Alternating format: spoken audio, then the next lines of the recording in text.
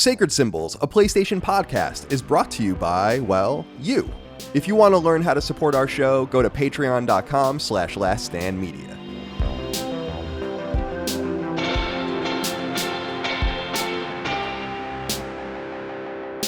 Greetings and salutations. Welcome back to Sacred Symbols, a PlayStation podcast. This is episode 142. My name is Colin Moriarty. I'm joined as always, or not always because he wasn't here last week, but typically almost always, Chris Raygun. Chris, how are you today? I'm well. It's raining quite a bit. Yes. I don't like it. I forgot. Yeah, you're so used to being in California. Definitely. I love the rain, personally. I've always hated it. I don't know. I don't know what it is. Something about like I think usually it's just I've always had a lot of gadgets and shit, and I always think like, oh man, I'm not as free as I normally would be, because the second I walk outside, everything I have is going to electrocute me and I will die. Right. You're like Shocker and Spider-Man or something like that. Yeah. Yeah, exactly. You don't want to electrocute. Yeah, okay. Well, that's an interesting thing. I didn't anticipate that was what you were going to have a problem with. I've had a lot of things get ruined in the rain, is what I'm getting at. Interesting. I once washed my flip phone in the washing machine, and I was really upset about it in high school, and then I just put it next to the wood burning stove, and the next day it turned on and it was fine. Whoa. Isn't that weird? That's crazy. Yeah. I always thought that was weird, but it did happen. All right. We're joined this week by budding star Dustin Furman, executive budding producer star. Of, that's right, of Colin's, or I was going to say Colin's Last Stand Media. Welcome, wow. Dustin. How are you? Thank you. I'm good. I'm in one of those weird modes where I woke up this morning and I had severe migraine, like couldn't get out of bed. Eventually, I got up at like 10:30, and since then, it's been all uphill to the point that feeling normal right now feels good. Like That's it's good. Like I feel amazed that I've recovered. That's awesome. So that's good to hear. Well, we'll ruin your mood by the end of this show, I'm sure. Perfect. Great. Certainly. Yeah. So for the uninitiated, of course, this is our weekly PlayStation podcast, Sacred Symbols. You can listen to it on podcast feeds. You can listen to it and watch it on YouTube. And of course, you can support it on Patreon, patreon.com/laststandmedia, where about 10,000 of you support us each month. You can get early ad-free access to this show. You can also get exclusive and early access to Sacred Symbols Plus, our supplemental podcast. Last week's was actually interesting. It was the first time that Mr. Matty Plays and I have sat down and done a podcast together. I was talking at the beginning of that show that I've been trying to be overly deliberate about staying far away from that show.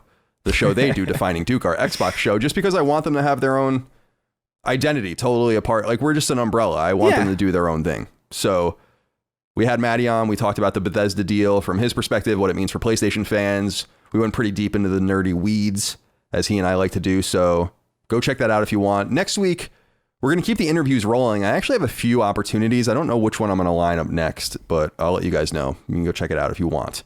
And speaking of things that we want to pimp, we have some merch over at laststandmedia.shop. If you're watching it on YouTube, Dustin's wearing the Sacred Symbols sweatshirt, which people are, I want to say, critically and commercially acclaimed.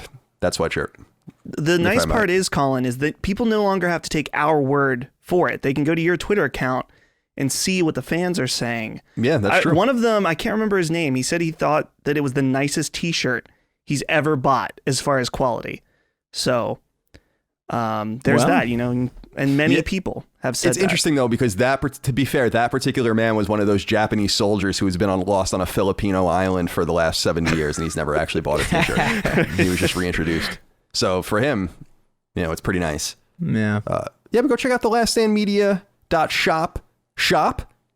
We really appreciate it. Stickers, which I'm really excited about. Dustin has some exciting new plans for some products that we might be introducing, and all the rest. So thank you for your support. Appreciate you. Oh, and by the way, I did want to read this real quick to the point of the quality. Adam Caruth wrote in and said, "Hey, CDC, just got my Sacred Symbols shirt yesterday, and you weren't kidding. If quality was a tangible material, I'm sure that's what it's made of. Just wanted to know if there are plans for other types of merch in the pipeline, perhaps sex toys, molded after yourselves." Just curious. Hold up. I got a question. Yeah. Is this molded, like, are you getting a dildo of, like, Chris's head or something? Like, or is it molded after you would be erect. They would make a mold, like some sort of clay mold. And I think this is pretty common. Like, I actually think people do this. I don't want to say it's common, but it's something that people do. Like, I don't think it's like everybody's doing it, but it's something that I know happens. Sure. And it's not something that I know happens for reasons. I never did it. I would tell you if I did, but I never have done it. By the way, I'm moving the screen over here, so I stop looking to the side like I'm fucking crazy. Yeah, that's probably wise. All right. What else do we have here? Oh, I wanted to give a shout out to some Chad that wrote into us. William Outlaw is his name. He says, hey guys, I think you all will appreciate this story. Last week, when I got home from work, I received an alert that PS5s were in stock at Best Buy. My wife was home early, so I asked if she would try and help me get one. She pulls out her phone and iPad to help and within minutes gets one in her cart, but I've been there before, so I wasn't too hopeful. And yet she proceeds to check out without a hitch. After months of trying, my wife gets a PS5 in about 10 minutes. It gets even crazier though. While she's in checkout, I also get a digital PS5 in my cart, and I figure why not try to check out and see what happens. Lo and behold, I just went and picked up my 2 PS5s. But fear not, I'm letting a friend buy one from me at cost. What do you think of that amazing story? That's pretty good. That pretty exactly, that encapsulates kind of like, if you really don't give a shit about something, then chances are you're going to come across it. Like with no hassle whatsoever. Like if you care immensely about getting your hands on a PS5, it's probably not going to happen for years at this point, because that's how the universe works. Sure. It's just like, hey, you care? Good. Keep that care going for as long as humanly possible. You're absolutely right. You're absolutely right. It was a total, what just an amazing stud of a man that is. You know, who pulled off such a maneuver with the help of his doting and faithful wife. Mm-hmm. Wow. You know, appreciate that. That marriage is going to last. I think so. I think so. Mm-hmm. All right. Connor Bright wrote into us. This is a continual point of contention. We must have received, I don't know, a half dozen to 10 maybe letters just about this subject this week. Crazy. He says, hey, CNC, all the talk of Five Guys and the rightful shaming of the plain hamburger eater gave me a hankering for a Five Guys burger. Specifically a bacon cheeseburger with ketchup, mayo, and most importantly, grilled onions. I can't help but agree with you there. After consuming said burger, I must admit I sympathize more with the plain burger eating lunatic. The Five Guys beef patty was exceptionally juicy and flavorful on its own. The notion that this shameful human must forego the delicious Five Guys burger in favor of a simple fast food burger despite not taking advantage of the free toppings to be inherently flawed. Feel free to ban me if you like, but I must say, Colin was wrong. Ooh. What do you think of this, Chris? This proclamation from Connor, who went into the wild. To his credit, he did the work. Yeah. And he changed his mind. I find this peculiar, but I'm curious what you think, because I know you're so passionate about Five Guys like I am. Yeah. Well, I mean, look, I like Five Guys plain burgers. More often than not, usually the burger that I will get is just like, give me like a bacon cheeseburger plain. Right. You know, because the patty is delicious. Like it's not like a dry burger. This isn't like a Whopper, you know, where you just like you need as much help as you can possibly get. Right. It's not a Popeye's biscuit.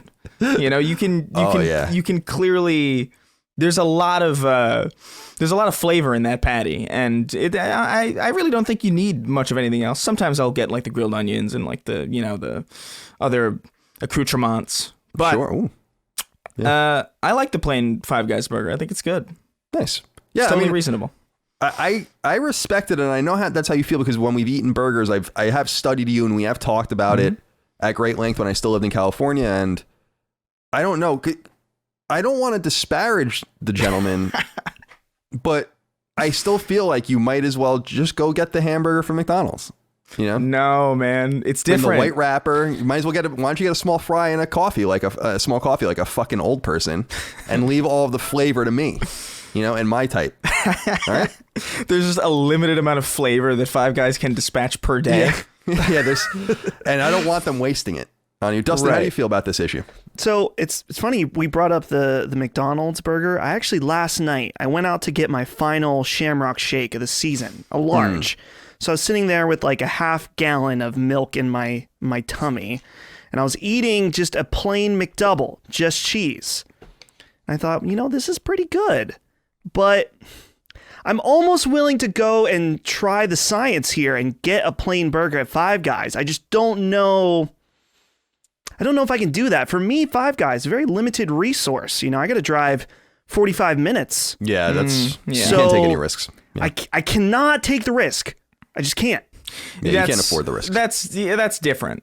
Yeah, I think that's different. Like where I lived in Burbank, and even where I live now, like the Five Guys the Five Guys in Burbank was like a couple blocks away.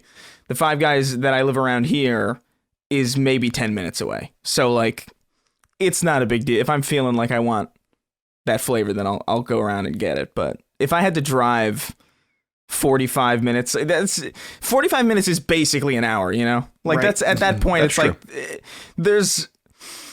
No. I've done it though. I've You've done the done it? trip just for Five Guys. Like maybe like once every 3 months, I'll be like, yeah. Honestly, I'd probably be at Five Guys. I mean, I'd be obese, but it would be like once a week if there was one in my town. I'm probably blessed to not have this luxury. Yeah. I like it, but I don't know if I would drive particularly far for Five Guys. Like I like it, but like I don't know. I don't know if it's journey worthy. You know, Depends on where you are, I think, in your life too. I mean, I remember when I lived in San Francisco, my long time ago girlfriend, ex-girlfriend now, Cheryl, and I used to once a month or so drive to San Jose to get Chick-fil-A because it was like brand new in California. It was the only place you can get it. But now it's like almost, this was probably like, let's say 8 years ago. Yeah. So today I'm like, I don't even really, it's so funny now that I live in Virginia and I'm like swimming in Chick-fil-A's. I'm like, I don't even really give a shit anymore about Chick-fil-A. Now I want whatever I can have. You know, now I have Shake Shack fever or whatever. Colin, Chick-fil-A is our place now though, because that's where we always go when we're together. It's very. That's true. You know, That's true. special. You have the app. That's right. Right? Yeah. Which I appreciate the app. You have a Chick-fil-A app? You order from it, right? And you just pull in and then they just bring it to you. Dude, Colin and I saw some fucking nonsense going on in the Chick-fil-A drive-thru. Like, there's like people cutting in line. It's madness. You gotta use the app. It's anarchy over there. Every Chick-fil-A I've ever seen is just this weird. It's like Kanye is there, like at every single one of them. I don't understand. You gotta wonder, just like In-N-Out. What were you saying, Dustin? They have the Christian front, like, you know, they're a Christian-run business, but with that kind of sales and that level of deliciousness, there's surely a deal made with Satan or some kind of higher-up demon. Really, Could be. Yeah, it's a sort of front. archdemon. Yeah, I still have never had Chick-fil-A. It's really good. I mean, I just it's good. You know what I'm craving now, I have to be honest with you, and I'm not quite there yet. I'm not inoculated and stuff. And even if I could still go if I wanted to, I just don't want to risk it yet. Is I'm feeling Waffle House. Like I want Waffle House so bad, and they're all over the place down here. And you know, I'm not going to risk it. I mean, that's dangerous enough without COVID. Something that I've missed for a while is umami, because I only used to have it when I would go to Santa Monica to record the show with you, and we stopped doing that a while ago. Yeah. So like, but I've been thinking about it. I was like, man, those fries are so good. Oh, they are. That place is great. Umami Burger is awesome. Yeah. Oh well. All right, let's talk about video games. Yes. The first thing I wanted to bring up is, and I was very pleased about this, Sony kind of quietly published a new Returnal trailer, the upcoming Housemarque game, and this trailer is fucking awesome. I'm curious what you guys thought of it. I'm more compelled. I mean, I know I'm going to be inherently compelled by what they do because I love Housemarque and everyone knows that, but I think the game looks legitimately compelling, not only from a story point of view, which we'll talk about in a minute, but from a gameplay point of view. They showed quite a bit of gameplay, and it looks, you can start to identify exactly how it's a Housemarque game. It's a 3D arcade game in some way. You can see the way the objects are coming at you and the way you're dodging and bobbing and weaving, almost like bullet hellish, but in a 3D space. I'm stoked about it. Chris, are you how are you feeling? Like, what's your temperature on Returnal as we approach? This is definitely the best trailer that I've seen for it. I feel like this showed more of the variety of it, whereas I feel like a lot of previous trailers have been very, I don't know, aesthetically samey and kind of, even the bullet hell aspects that I think were pretty clear in previous trailers didn't feel as clear as they did in this one. Like you can actually like, I think it's because it's edited well. Like they linger on clips long enough to like show you how you would bob and weave in between these bullets, whereas previously it used to be just like really quick clips of like light, and I was just like, I don't get it. But I think it looks cool. I think I'm still a little skeptical of it, but I think I'm definitely, this is the trailer that was like, all right, I'll check this out, and I'm actually interested to check it out. I want to give it a shot. But I do think it took a weirdly long time to get to a trailer like this, because like it's weird that we didn't get a more comprehensive look at it sooner than this. But at least we finally got it, and I think it looks cool. Dustin, what say you about this new Returnal trailer? Yeah, so far I really feel like the most interesting aspect to me is the story, and I think I said on a previous podcast, I got a very strong almost Annihilation vibe. If you guys have seen that movie, it's excellent film that you guys should check out. But I like this cosmic horror feel that we got. That's very intriguing to me. So as I've said before, I'm a little still, I'm hesitant, but I'm going to buy it on day one still.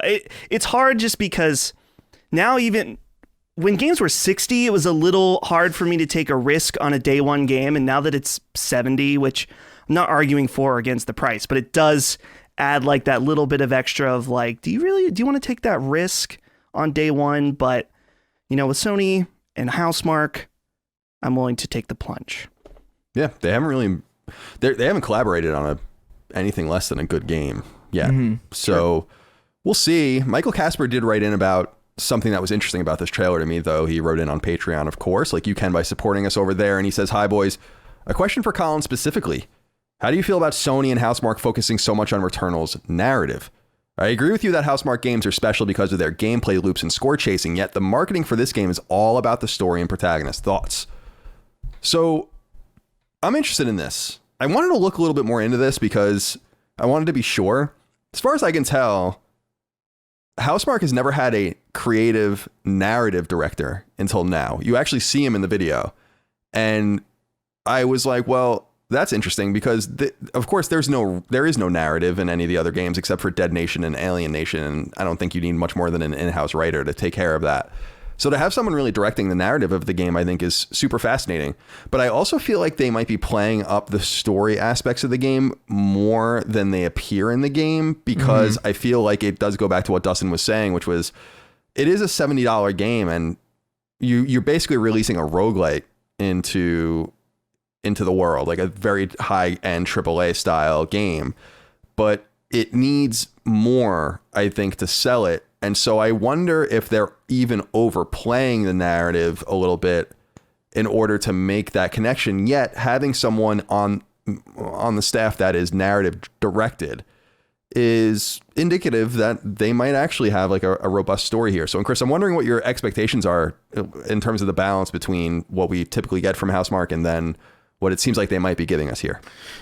I think your hunch is right. I think I think people are probably looking at it. They're like, listen, this is a Sony first party game.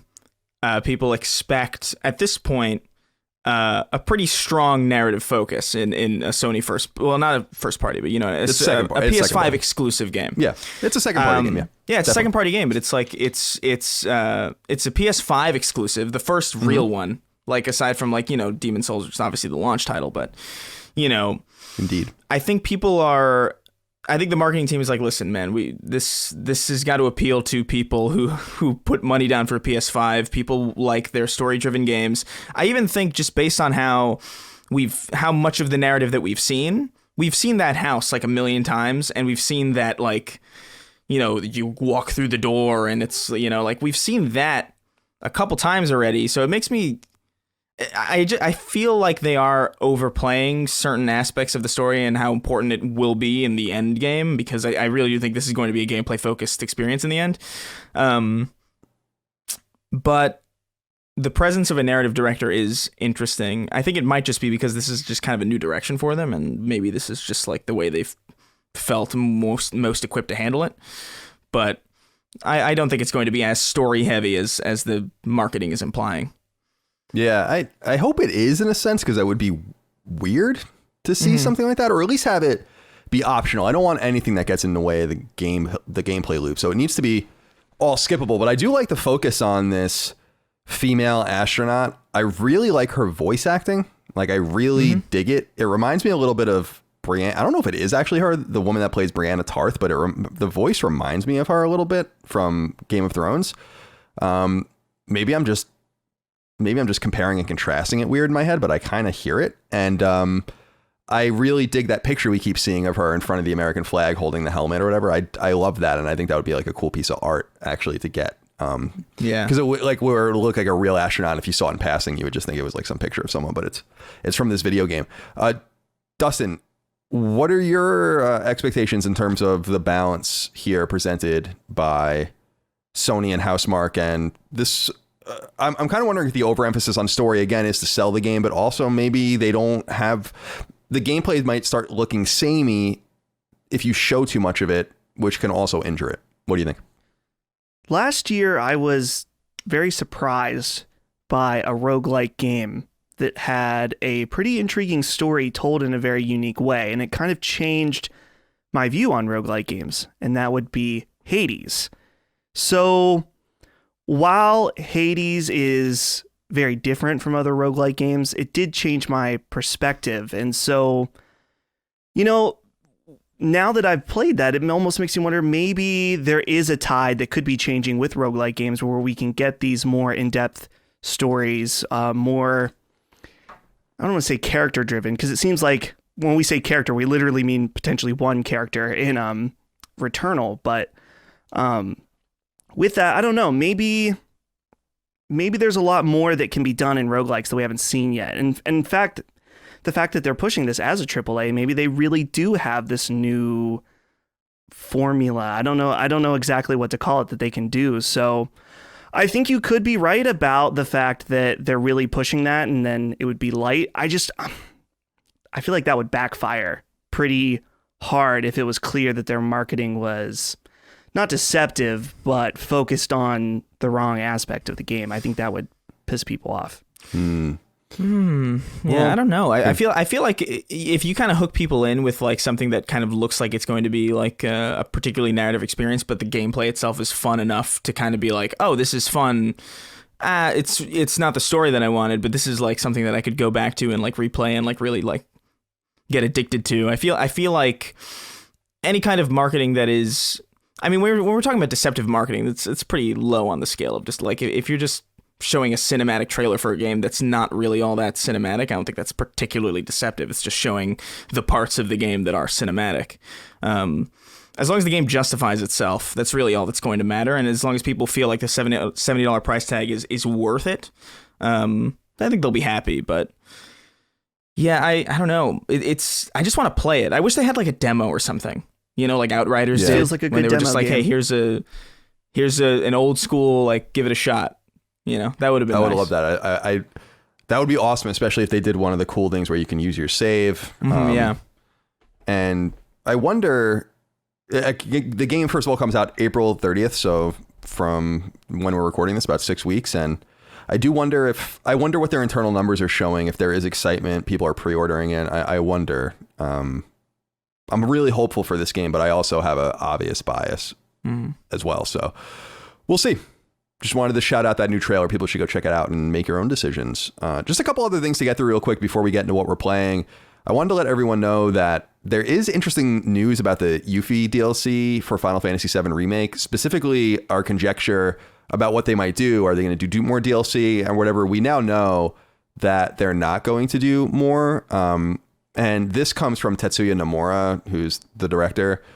I just thought the quote was interesting. He said this to Famitsu. He said, quote, "Due to the intergrade upgrade, it became necessary to separate episode Yuffie as DLC. However, the original purpose was to make the PS5 version of Final Fantasy VII Remake, not to make DLC. Therefore, there are no additional plans for DLC at this time." End quote. And I feel like people aren't really talking about this quote. It seems, again, like Nomura doesn't even know what was going on or what the plan was. And it seems like they have some sort of contractual obligation to Sony to make DLC exclusive. Because he says, like, we weren't even trying to make DLC. We were just trying to bring the game over. So some weird shit going on with Square Enix and Sony that's worth keeping an eye on, in case anyone's curious. I also wanted to let everyone know that Gamescom apparently is coming back. I don't know if you guys saw this. They released a website, or a statement on their website. If you just go to Gamescom.com, you can check it out. It's actually Gamescom.global, I think, is their website. And it says Gamescom 2021 planned as a hybrid event, and people can go read about it, but it seems like they're going to try to get this thing going again later this summer in a smaller way. I think this is hysterical because I've been to Gamescom twice and it's a fucking human mass. That's all it is. Yeah. And I can't imagine the point of even having it if it's not that, because the Colin Mesa where it takes place, I remember walking around it before hours one day just to see it's massive. It's as if it never ends. So I'm really curious to see what happens here. But Chris, I was curious to kind of pitch this off of you because I know we talk a lot about E3 and we talk about the need for shows and stuff. Well, it seems like Gamescom might be the one that's trying to kind of seize the day. What do you think about them taking the kind of sucking all the oxygen up, especially because we know based on leaks from LA that E3 isn't happening this year? Mm-hmm. Yeah. Look, I still think it's too early to be making plans like this. I think ideally what you want is a situation where things are normal again before you even start talking about this shit, because I really don't see the point in planning ahead for something that is ultimately pretty unpredictable. I mean, I don't want to get too down and too political necessarily, but just because we got a vaccine doesn't mean things are going to get like automatically better. There are still strains of this thing that are mutating. People need to get their hands on 2 doses of this vaccine. The rollout has been kind of wildly inconsistent based on like country and even state and county. So ideally what you'd want is for you to reliably be able to sit down and get a meal at an establishment without any hint that anything is wrong before you even start thinking about having like conventions, especially Gamescom, which is like probably like the biggest. I think the size-wise, right, and probably personnel-wise, it's the biggest of these shows. I think it's like 500,000 people or something insane. Like over that time, it's a lot of people. It's insane, which is wild to me because it always felt to me like just the knockoff E3 to me. Like whenever I was like looking for news, I'd be like, oh, the Gamescom trailer. Like I don't really remember the Gamescom trailer for any like big game, but I remember a lot of the E3 ones. So I don't know. I think this is probably going to end up being canceled. At least the hybrid nature of it. I think what you're going to see is something akin to the Summer Games Fest or whatever the hell that thing was that Jeff Keighley did around the summer of 2020. Probably going to see that again. And I think maybe next year is going to be the year when things start to, you'll start to see PAX open up. You'll start to see, E3 maybe come back potentially. I think this year is a wash, though. Like, it's already March, which doesn't sound like too late, but, we know how quickly time can pass. It's already been a year of this, so.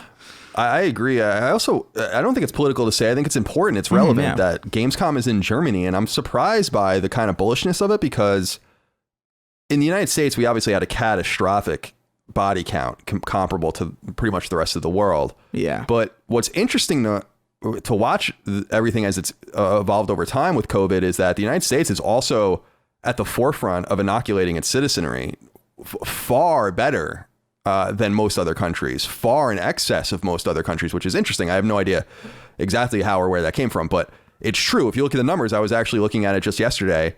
We really are on a path to have everyone inoculated by like the end of May or June. And yet Norway just went back on the lockdown because it's spreading there again. And Germany has an inoculation problem, and the AstraZeneca vaccine, which apparently is safe, is still causing massive problems there and giving people blood clots apparently and all of that. And there's a lot of fear, which we don't have because we don't use that in the United States. We have the others. Yeah. So there's I bring that up only because it's a weird confluence of things to say, like you would almost imagine E3 coming back would be much more realistic than Gamescom coming back, not only because of the massive bodies. And I looked it up. It's 373,000 people in 2019 went. E3 is, I think, under 50 now, 1,000. But you're right. Gamescom used to be like the redheaded stepchild. I remember even going the first time and not really wanting to be there and not really appreciating exactly what it was until I saw it with my own eyes, which is this is 5% press show and 95% consumer show.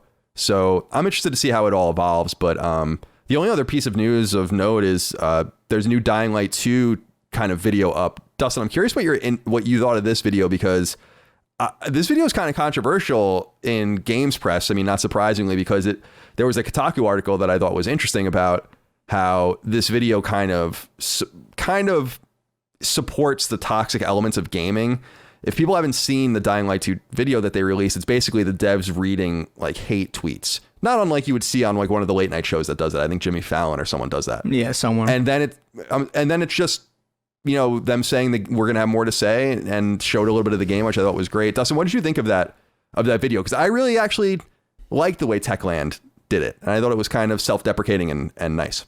Right. I watched it and I thought it was kind of cute initially, but I instantly thought like, some people are not going to be down with this trailer. So I didn't know about the Kotaku article. So I'm not surprised in the least bit about that, but I'm of two minds about it. In one way, I'm like, yeah, trolls are trolls and they become bigger trolls when you give them attention. But on the other hand, I feel like this video is so clearly mocking them that, you know, whatever. It doesn't bother me. So there's always a weird line, and I think, Colin, you understand this, especially with either YouTube comments or Twitter replies, that it's like, which ones are the ones that are actually worth responding to, and which ones are not even worth giving any time to just because of how stupid they are. So, I don't know. I liked it. I don't think it's a problem. I think the way they handled it was cute. Yeah, me too. Chris, did you watch that video? Yeah, I would echo pretty much everything you guys said. I thought it was totally fine. I thought it was a little funny, you know? Yeah, me too. It is. I'm the only thing I'm just like, you've been so silent for so long. It's just kind of like it's a weird way to come back into the spotlight, but you know, it's their prerogative.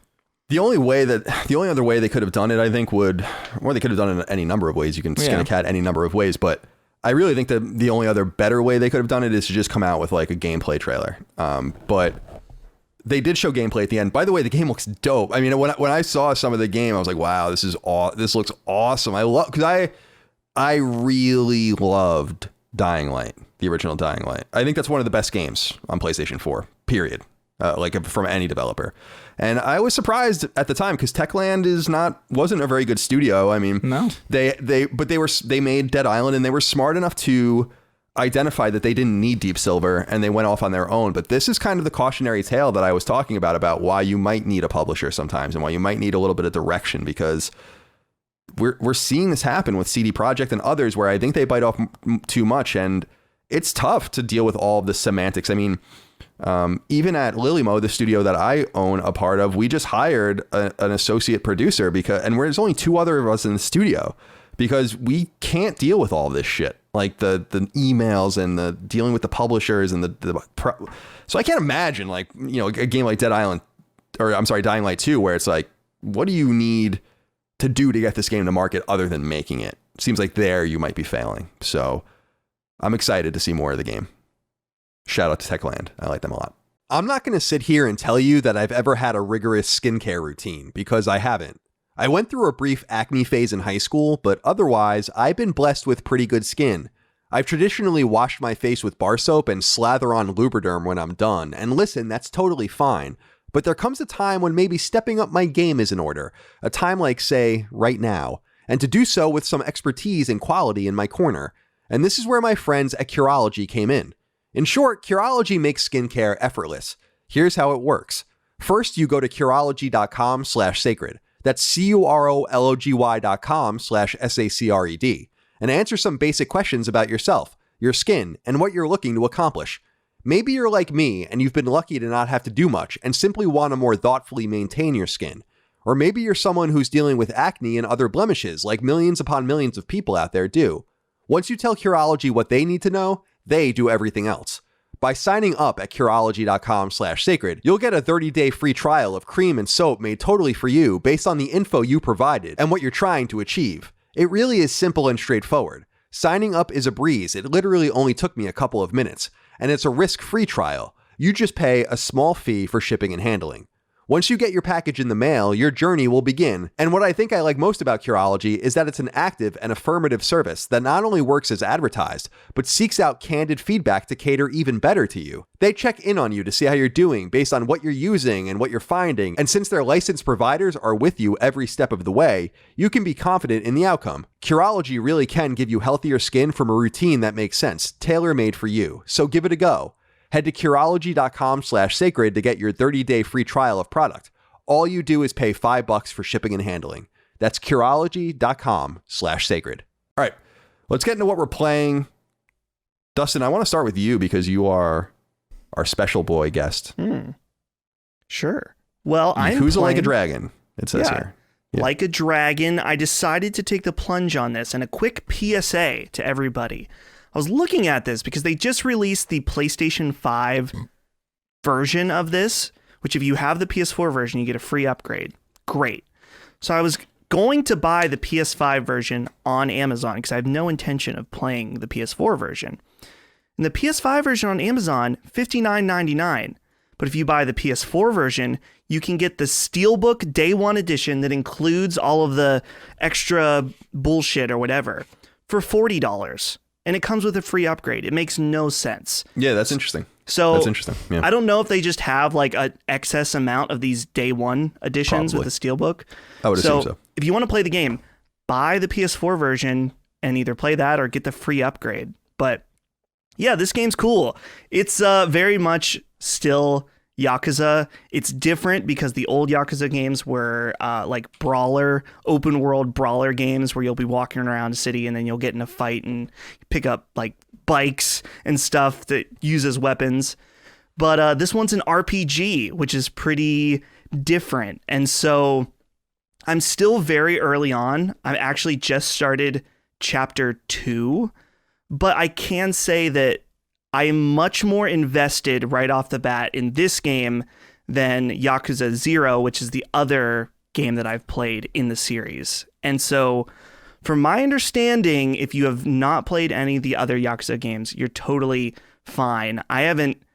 From what I know about the other games, I have not noticed any references to them. I'm sure there are, but it's been great, and it's cool. This series has always had a neat duality of like really serious character-driven crime drama and then just completely wacky weird stuff going on. Like I haven't run into too much with Like a Dragon. I know it's there. Like even on the front of this box of this steelbook, sorry for audio listeners, there's like a man that's like in a suit with a goat head. And when you boot up the disc, you can see him on the steelbook. He has a lobster on his shoulder and an electrified bat. So it's really weird because it's this really serious story about this young man in the Yakuza and how he I won't spoil anything because I really enjoyed learning about the beginning of this game, but some of the trials and tribulations he goes through. And apparently at some point there's a lobster and a goat man involved, and it's very neat. So that's what I'm checking out. I really like it so far. Cool. It's turn-based, right? Yes. It's interesting. All right, Chris, what are you playing? So I decided to jump back into the Pathless only because, I was looking for new things. I was looking for, let me look for a new game on PS5 that I can play. And boy golly, is there so little that I was like, I don't feel like I just don't want to play anything that's available is stuff that I've either played before and didn't care for, or just there's no way, that I'm going to play it. So I'm just like, all right, let me dig into, some of the backlog that like I might have picked up and put down. And I feel like the Pathless is one of those things that like I really enjoyed, but I just kept getting like ripped away from because like something else would come out, or maybe I would just get too busy or whatever the hell. And I remember it just didn't get a lot of attention when it came out, and that kind of bugged me because I was like, this is like pretty good, I think, because it's this very like Shadow of the Colossus-y kind of Journey-esque, almost momentum, somewhat rhythm game with the way that you move around and the bow and arrows like triggering your momentum through this like really wide, distinct, open looking area. It's really good. Like I really like it. I liked it before. I don't really have that much else to say about it. I just needed to, I just wanted to get myself back into it because it's just one of those games that I feel was like, I feel like people, if the PS5 generation ever ends, if they ever do like a PlayStation 6, I don't know if they will. They'll probably like keep this generation going forever. It seems likely, but who knows? Yeah, who the hell knows? It's completely unpredictable. But I think genuinely this is going to be looked back on pretty fondly as something that's like genuinely artistically strong and competent and really well made and really fun and really gorgeous. It's like a visually just really striking and pleasing experience. I felt that way about it when I first played it, and I still feel that way about it. It's just really enjoyable. It's like serene and deeply intense at the same time, depending on like, you know, certain situations that arise in moment-to-moment gameplay, and it's really good. It's my exact kind of wandering experience. I mimic what you say about being surprised that the game didn't get a little bit more love, because I was surprised by that too.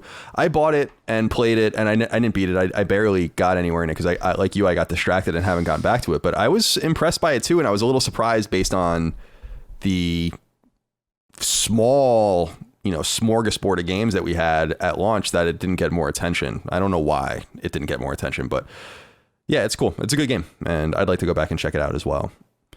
I jumped back into Ratchet and Clank on PS4, the 2016 iteration. I had beaten it when it came out, but I never got the Platinum Trophy, and I just wanted to play it again. I really love Ratchet and Clank. I like the original game, especially even on PS3 and PS2, where it obviously originally came from. It's also on Vita. And so I beat it almost last night. I actually got to the last boss and then just went to bed. And just doing all the little trophy things I need to do. And then I'm going to play challenge mode, which is just kind of New Game Plus. But it's so good. I mean, I just have to reiterate again, and we'll talk a little bit about some free games coming later, but this is still free at the time we're recording this. And you don't have to have a PS Plus account to get it. And there's no reason for you not to play this game. It is so good. It's great for children. It's great for adults. It's funny. It makes me laugh.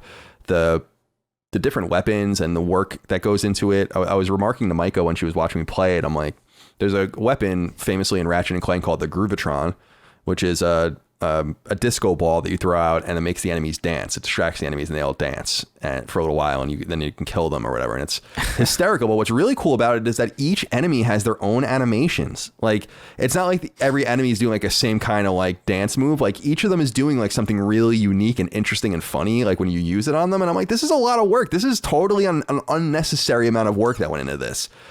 Like, if you thought you see things on the cutting room floor, you think that would be a weapon where they'd be like, this thing needs to go because we don't have fucking time for this thing. And yet they went through the time to not only make it work, but that I like using it on the different enemies and then I just watch them because they do like all sorts of different moves and there's different music and it's so cute. So there's just a lot of thought into this game, and it really ramps up my excitement even more for Rift Apart, which I just have a really great feeling about that game. And I really think Sony's very confident in it, which is why I think they're making this game free, not only as an advertising tool, but because they're literally saying, like, we think this game is great and wait until you see the next game. So got to give a shout out to that game. And I started playing Stardew Valley again on Vita, and I'm intimidated by this game. I've been reading, and I remember reading back in the day too, but I've been reading like starter guides and beginner's guides and tips, and there's just so many different ways to approach the game. I was actually reading the Reddit, like there's an official Reddit for Stardew Valley, which is heavily populated, and there's kind of like a starter's guide that I just found there. And then people arguing about how to play the game in the comments of the starter guide, because some people are like, this is such a mathematical and formulaic way. Who wants to play like this? And then other people are like, the game is all about extracting crops and doing whatever and I'm like, I don't know, man. So I just kind of started playing it on my own, and I'm just trying to, again, figure out what I'm supposed to really do. So I think that's the way to do it. Yeah, I think so too. Is there I know that there's a time cycle, but it never stops, right? Like, you can just go for as long as you want. So there's nothing to miss. And see, that's a big thing for me. Even if I didn't plant the right crop or meet the right person in a season, knowing that I can get them again is let's call that the solving the persona conundrum. You know? Don't you dare. So, all right. I wanted to read a couple of other things here before we go into the news. William Pistol wrote in and said, "What's up, boys? Colin, you said on Sacred Symbols Plus that you would be willing to turn on other consoles if the right title drew you there, yet you still haven't played Octopath Traveler. I find it odd because it seems like something right up your alley, and if not, Project Triangle Strategy definitely does, considering its obvious influence from Final Fantasy Tactics. Do you plan on dusting off the Switch for it? Thanks for the weekly pods. I look forward to them every week." So I will say this. the Square Enix event happened right before we started recording. We're going to talk about the news from there, but I thought that they were going to announce Octopath Traveler for PS4 during the event because it is coming to Xbox One in a few days. And Square never said anything about it, so the assumption was that it was coming to everything or to both consoles because it's already on PC, and that there would just be an announcement of some sort, but it didn't happen. So Octopath Traveler is leaving Switch, so my want to play it on Switch is lower than it's ever been at this point, because it will obviously come to PS4. And so now we know that that's happening. Triangle Strategy is going to move. We're just going to have to be patient. So the answer is no. I'm only going to play my Switch. I heard that they're going to finally stop selling those Mario games soon. So I got to go buy those. Yeah. But otherwise, I really don't. See, here's the thing, guys. There are so many games to play. I'm always going to tend towards playing games on PlayStation because that's where I want to be. And only if I'm really craving something, let's say when Civilization comes out, although that's not a problem anymore either because those are on PlayStation now. But back in the day when Civilization 5 came out, for instance, I played that on PC for months because that was my only choice. Or when Gears 3 came out back in the day, I played that on Xbox 360 because I had no choice. But I think generally speaking, most of what I want is going to be coming. I just need to be patient. Yeah. So, William, the fuck out of here. Danny Garcia, he says, hey guys, wanted to give a shout out to Colin this week. I started up Spec Ops The Line last week and was surprised by how enjoyable it is all these years later. I kept hearing Colin rave about it being a hidden gem and finally took him up on it. It's a short 5 to 6 hour campaign, 15 for your platinum hunters. The gunplay is good enough, but the story is what keeps you in it. Moral of the story is that we should all listen to your boy Colin more often. Definitely go play this one, guys. Please. I'm surprised this one hasn't been re-released, by the way. Spec Ops? Yeah. I'm surprised that it hasn't gotten like not an HD remaster, but some sort of native. It never got a native PS4 release. They could bring it to PS5 even and do something like that. I just think 2K doesn't care about that game. You know? It is really weird because it is like culturally like a really important game, like in the conversation. Definitely. If people are really, really knowledgeable about the industry or like really, really into video games, chances are they know and respect Spec Ops The Line. But outside of that, like nobody seems to address it. Like it's never brought up by the publisher. It's just kind of lost to time in this weird. I remember when the multiplayer beta or whatever the hell launched, and I was like, oh, what's this? And I remember thinking it sucked. So it took me a while to like actually, because the gameplay is like not really what's special about Spec Ops at all. It's functional. I liked it. It works. It works, but it's not Gears. Like no, certainly not. It's fine. It does what it's supposed to do, but that story is really good. It is kind of shocking that it hasn't seen just any kind of re-release like that. It's very bizarre. Interesting little tidbit for you guys out there. That game was written by a guy named Walt Williams, who's a buddy of mine. Walt Williams also worked on BioShock. He also wrote Star Wars Battlefront 2, which a lot of people didn't like, to be fair, but I don't think the story was the problem. He was just hired by Insomniac as a writer, and there's word that he might be working on none other than Resistance. Well, so wouldn't that be interesting? How about that? He could be working on Spider-Man as well, but it doesn't seem to fit into what he usually does. So, yeah. But he does have. See, here's the other interesting connection, though. He has Disney's kind of blessing through working at Motive, and so he also probably has Disney's blessing if they want to bring in Insomniac. That's probably like one hurdle they don't have to cross because this guy's already been kind of vetted to write canon, if that makes any sense. But shout out to him. I love that guy. He's great. And when I was writing my book, I'll talk one day about the book I was writing for a major publisher that we ended up not doing about game stories and game narratives. But I actually wrote the sample chapter partially about his game. And it was based on an awesome interview I did with him when we went to a southern food place in San Francisco called Hard Knocks. And we just put a recorder on the table and I just talked to him for a couple hours and it was great. Chris, before we move on, though, I did want to ask real quick. I was going to ask you this last week, but you were under the weather, so we did the show without you. But the PSVR that I gave you back in 2018, right? Yeah. I wrapped it in Bounty paper towels and all of that for you. I made it really nice. You never used it. I was wondering, we're in 2021 now. We're recording this in March 2021. I wonder Is it possible that I gave you the PlayStation VR in the past in order that you might give it back to me in the future? Because to catch you up, well, you know this because we talked about it privately, but to catch the audience up that might have missed it, my PSVR, I was all ready and raring to go. I was ready to go. I was actually going to play it.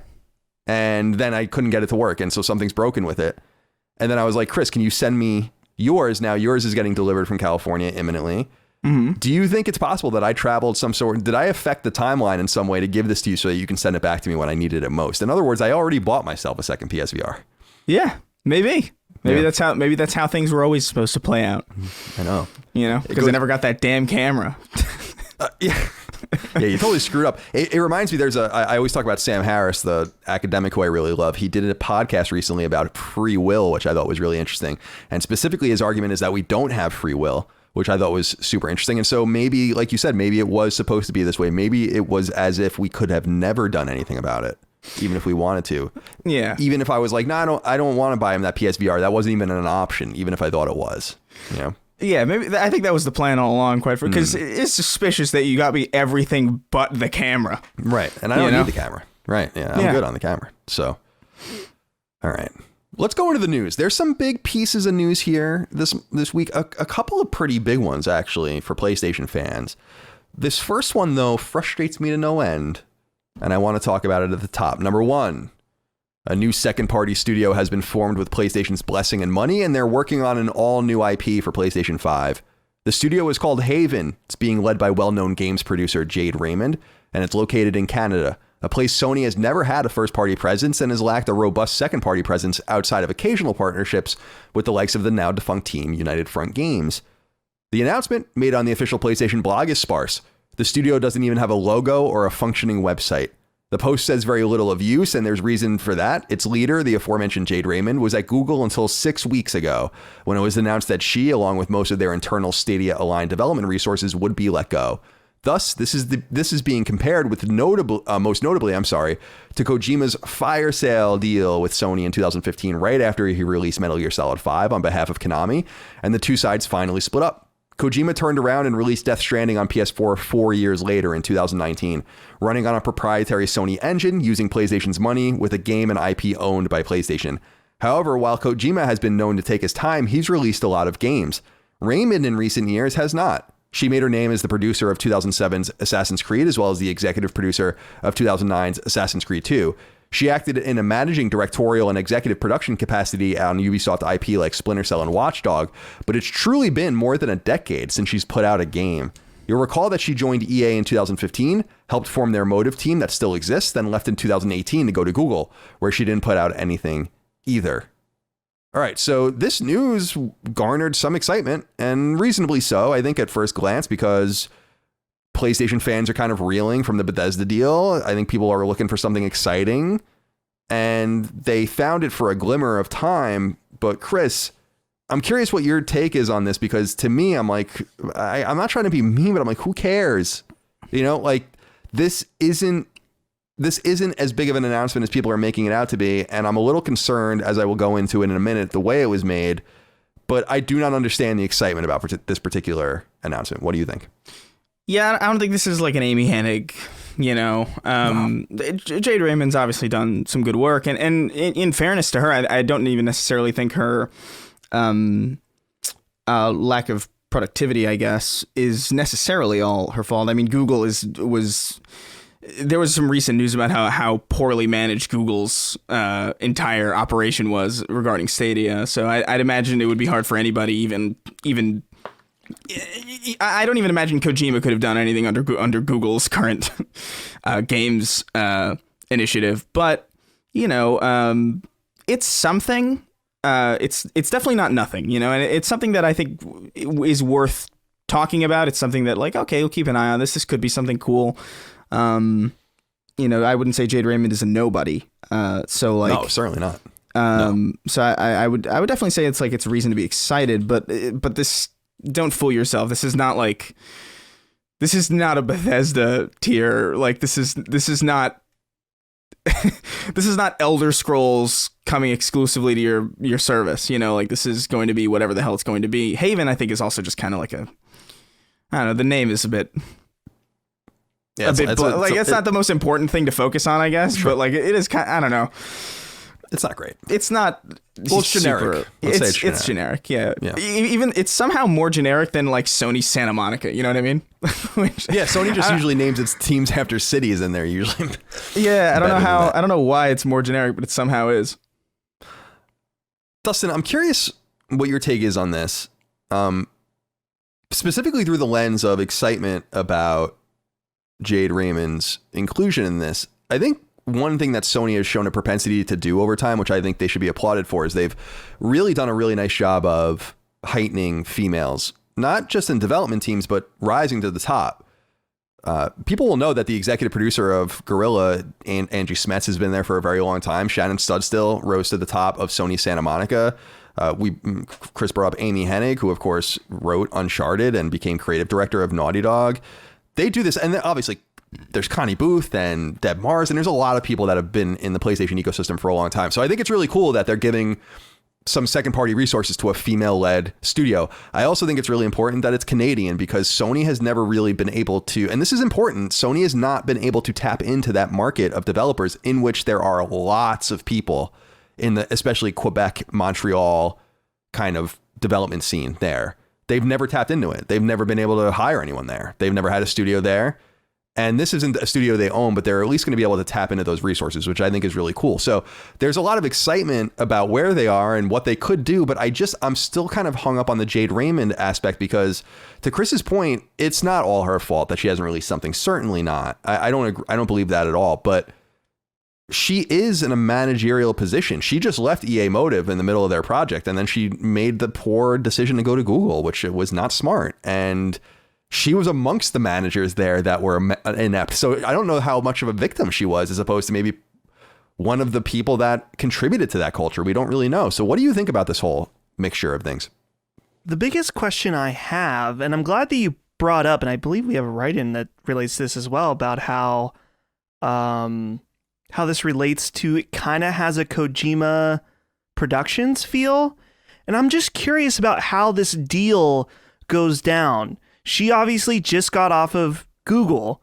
And so is Sony coming in and basically paying for not only the production of this new IP, but are they also paying for her to set up this studio like they paid for Kojima? I guess I'm just curious. It just seems like a big investment for a studio that you're not even going to own. But I don't know. I'm not as familiar with the business dealings as far as that aspect of it.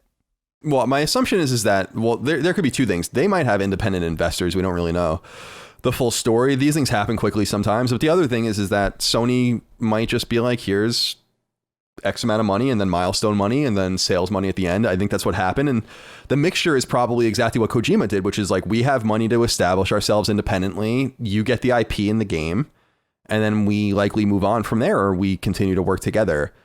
I don't know. I feel like the difference between a lot of the people we're talking about, whether they're male or female, is that producers and associate producers and executive producers, they're important. They're really important in the making of video games. They're the organizational tool that helps bring all the disparate aspects of a video game together and keeps them on track and is the liaison between all the different teams. It's important, but they're not the creative force behind games. They're not. And I don't know why think about film. You might get excited about an executive producer being attached because of their pedigree, but that term is thrown around wildly and loosely in movies. In games, you don't really hear it mentioned very often because it's not really important to the creative aspects of what makes video games interesting. It's a part of what makes video games happen. But from the end user's point of view, it's like Jade Raymond. It's like, well, she did produce Assassin's Creed. She executive produced Assassin's Creed 2 and Brotherhood. She knows what she's doing. But she didn't make them. She didn't write them or create Assassin's Creed. She didn't, you know what I mean? So it's like, to me, I'm like, I don't know. It's not Amy Hennig coming in. It's not one of these creatives coming in again. It's someone who is a manager coming in, and it's someone who hasn't managed very well, clearly. And one of the things that I wanted to bring in here, because I was looking at Wikipedia, and I was, when you go to Wikipedia and you follow the trail sometimes about where things come from and why they're on there, and you realize it's probably not fully true. you keep seeing written over and over again, she's responsible to help for bringing Watch Dogs to market, or helping to bring Watch Dogs to market. I went to Watch Dogs. So I've told people there's a website called Moby Games, which is an excellent game or a website. It's a repository of credits and other things for video games. People submit them. Now I went and looked, I was like, okay, Watch Dogs. So there are 3,364 people in the Watch Dogs credits, right? 24 producers are named in Watch Dogs credits. Her name's not in the Watch Dogs credits. So where did this whole thing come from? You know, like her name's not in the credits of Watch Dogs. So that whole thing, it's like, okay, maybe she did have some sort of, but there are 24 producers in that named in there. People probably had nothing to do with the game are named in there. Certainly there were 3,364 people that worked on Watch Dogs. So I feel like we also have to kind of recalibrate what we think she did. And we don't really know fully, apart from what's on Moby Games, and people very studiously go through this stuff. So for Battlefront 2, which was Motive's game, she's listed as group general manager, and she's listed as managing director for Blacklist and Far Cry 4 and Unity. So she was at one time in charge of like wrangling the IP. But as far as executive producership, it's Blacklist, it's Bloodlines, it's Assassin's Creed, it's 10-year-old games. And so I just need people. I don't want to rain on people's parade. I think people sometimes think I'm too negative, and I get that. But I think I'm more of a pragmatist than a realist. I hope this game is awesome. We don't know anything about it. They don't have a fucking logo. Yeah. They don't have a website. If you go to their website, havenstudio.com, it's literally text that says Haven Studio with a copyright. I'm sorry, Chris. No.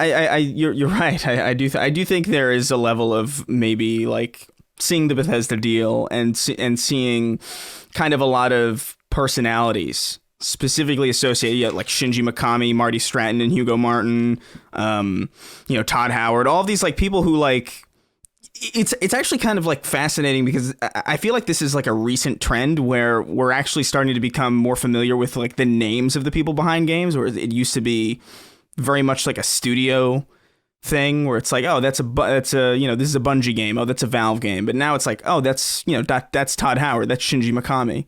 And obviously it's always been that way in like the deep industry, but like I feel like more commonly like that's something that's more at the forefront now than it has historically been.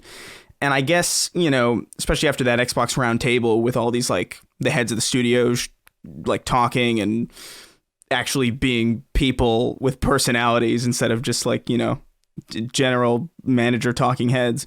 I feel like people see a name like Jade Raymond that is storied and probably want to maybe not necessarily fit the square peg into the round hole of like, oh, look, a personality or like an individual who is important, who is now like, who just got introduced to the Sony ecosystem. I feel like that's probably what's happening here to some degree. Because I'm with you. Like I don't understand the fanfare to the degree that I've seen it. Dustin, managers are important, but like, I mean, Sure, I totally agree with that, by the way. I'm not discounting the role of producers and associate executive. I mean, they're really important. It's just that they're not the names in the industry. It's not Ken Levine, Right. You want the creatives are what drives or should be driving excitement. If you're excited about Jade Raymond's studio, it's like, I'm just going to ask again, like, well, why? Like if you can answer that question succinctly for yourself or amply for yourself, that's totally cool. But I'm going to ask the question, like, why? And Dustin, I'm wondering, there is some theory out there that this was announced. So this was clearly announced with no plan. I don't know how much more obvious it can possibly be than that. Just go read the PlayStation blog post. There's no logo. There's no information. There's no website. There's no video interview. There's no picture. There's nothing of anything. I remember even when Kojima, who we'll talk about in a minute, when that deal was announced, they did it with that really cool picture with Shuhei in the elevator with the camera. This, and like the whole team was in the elevator. It was like kind of an iconic picture when they announced the deal. There was nothing even like that. The theory, Dustin, from some people is that they announced it because it was going to leak. But my whole thing is like, who gives a shit? Let it leak. That's more interesting. Hey guys, there's rumblings that Jade Raymond is hiring for a Sony studio or like a Sony second party studio in Montreal. Let that percolate for a little while. You don't, because people are like, well, they want to bring attention to themselves. And I'm like, Jade Raymond doesn't need attention to herself. She's got incredible connections in the Quebec scene. She doesn't need anyone's help. So she'll hire, and she's already started hiring people. We already know that she started bringing people over from Google. So, Dustin, do you think that might have played in? And if so, do you think that it might have been smarter to just kind of let people be interested for a little while? This announcement is boring. I mean, let's be honest. You laid it out, Colin. There's nothing really of note other than like name, location, unannounced IP, right? And I saw people saying like, well, this is their response to Bethesda, or they needed to say something, so Xbox did. I'm like, no. I hope this is just. Yeah. This is just. I think you're right, though. I think that waiting, people, even if it's of something boring, people love leaks and rumors. It takes something that's not exciting and makes it exciting because it's the idea of knowing something that you're maybe not supposed to. And so, yeah, maybe a more effective strategy would have been be like, okay, yeah, let it leak because that's going to build a lot more anticipation than a blog post that's literally headlined with a black image and a Sony logo. I mean, it couldn't be any more boring. All right, guys. So people are comparing this to what Kojima and Sony did post Metal Gear Solid 5 when the deal was announced in 2015 into 2016 between a nascent Kojima Productions independent from Konami and Sony. Like we said, 4 years later, Death Stranding came out of that. And I was immensely skeptical that they had anything going. The game did take 4 years to make, but they did it with proprietary stuff and all of that. But we got a letter from Zach Yearwood who asks, what's up, CC&D? This week, PlayStation snagged themselves a deal with Jade Raymond to create a title for PlayStation Studios. When I read this news, it felt like deja vu because it reminded me of when PlayStation picked up Hideo Kojima back in 2016 to create Death Stranding. There are definitely some similarities between the two since they are both responsible for big franchises and each had some industry drama play out just prior to these deals. However, I'm not quite sure how well Death Stranding did with PlayStation's measure of success. When looking at this MVP talent strategy for second-party titles, do you think it's a sound strategy to produce more content, or is the risk too big to rely on a single big name? So this is what we were saying before, and I think it segues really nicely into this idea of comparing and contrasting Kojima's relationship with Sony and then Raymond's, because these are, again, two different people. I don't mean, again, to disrespect Jade Raymond, but Kojima is the creative visionary behind Metal Gear. He's not the producer of Metal Gear. You know, he created it. He's the auteur behind it. He's not the organizational mastermind behind it. Clearly not. Because if you look at if you look specifically at the cycle of Metal Gear Solid 4 and especially Metal Gear Solid 5, clearly not an organizational maestro. Yeah. But they did get their nascent game, Death Stranding, out in 4 years. It ran on Decima, which is the Killzone engine, which is a proprietary engine. Horizon also runs on it, Until Dawn runs on it, and other games. I just feel like this comparison is easy to make, but actually not very apt at all. Chris, I'm wondering what you think of this comparison, because it's not Kojima. I mean, I'm sorry, it's not. Kojima was one of the great gets you could possibly get, and I just don't see Jade Raymond as that. Yeah, we talked about it already. It's like, you know, this isn't Ken Levine. This isn't. This is not Hideo Kojima. This is not even people who aren't necessarily like super industry leading as far as like create. Like I think even like Kim Swift would have been a far more interesting person. Like who's like the creator of Portal, and like that should at least, you know, that is like the foundation of like what's cool about a thing. You know, Kojima is why Metal Gear is so interesting. Ken Levine is why BioShock is so interesting. You know, I don't know, man. Like I just she obviously has done good work, but like I don't know if she is as integral to the success of those franchises as, well, she's just not. She isn't. No, certainly. She's not as instrumentally important to Assassin's Creed or Watch Dogs as Kojima is to Metal Gear or Death Stranding. She was so important to Watch Dogs that she's not in the 3,300 person credits anywhere. Yeah, I hate this because it sounds like we're being like real mean, but it's just a matter of it's literally just true, you know. Yeah, it's not mean though, because no, I know. I know what you're saying. You know what I mean? You're right, and we don't mean it that way. We certainly don't mean it that way, but our job is to analyze the news. Right. And when you position yourself, like, we can't even use Haven's logo as the art for this episode because they don't have a fucking logo, you know? So I'm not going to get excited about a new boss at a new studio that's 5 weeks old. I'm sorry. And Dustin, I wanted to pitch this other inquiry from you from Nikolai Hansen Turton, who wrote in and said, "Hey, CNC and hopefully D." Oh wait, this is the wrong one. I'm sorry. Turd Ferguson wrote in to us. I'm getting ahead of myself. That's for the next question. He says, "Hey guys, so what are your realistic expectations for Jade Raymond's new studio Haven? Is the game going to be AAA or more indie sized? Personally, I feel like people are way too hyped about a game that hasn't even started production yet. We're likely not going to see this game for 3 to 4 years. I would say you would see this game 2024 at the earliest. I can't imagine any sooner than that." Mm-hmm. But Dustin, what do you think is the intent here? I would love to see them do something smaller, incubate an A studio or an A game, similar to what they did with Concrete Genie and some other stuff. But they're not going to get Jade Raymond to do that, I imagine. So I assume this is going to be a AAA game. But what do you expect? Like, what do you expect? Because the other kind of strange thing about this, unfortunately, and again, we're hammering Jade Raymond right now. I'm sorry, but she exists in the third person open world action RPG space, and they do not need any more of that. You know, so that's another thing where I'm like, I do not need that. But as a producer, she can segue to anything pretty easily. It's not really a huge deal. What do you think she's going to do, Dustin?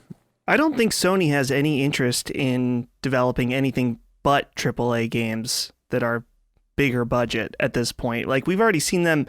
They've kind of started to swing back a little bit on the indie scene since Shuhei took the new role there. We've seen stuff like Maquette, I'm sure he was instrumental in that. And so they are, you know, they got away from it at the end of the PS4 and it's coming back a little bit, but it's not to the extent where they're going to, you know, make this deal to make a small game.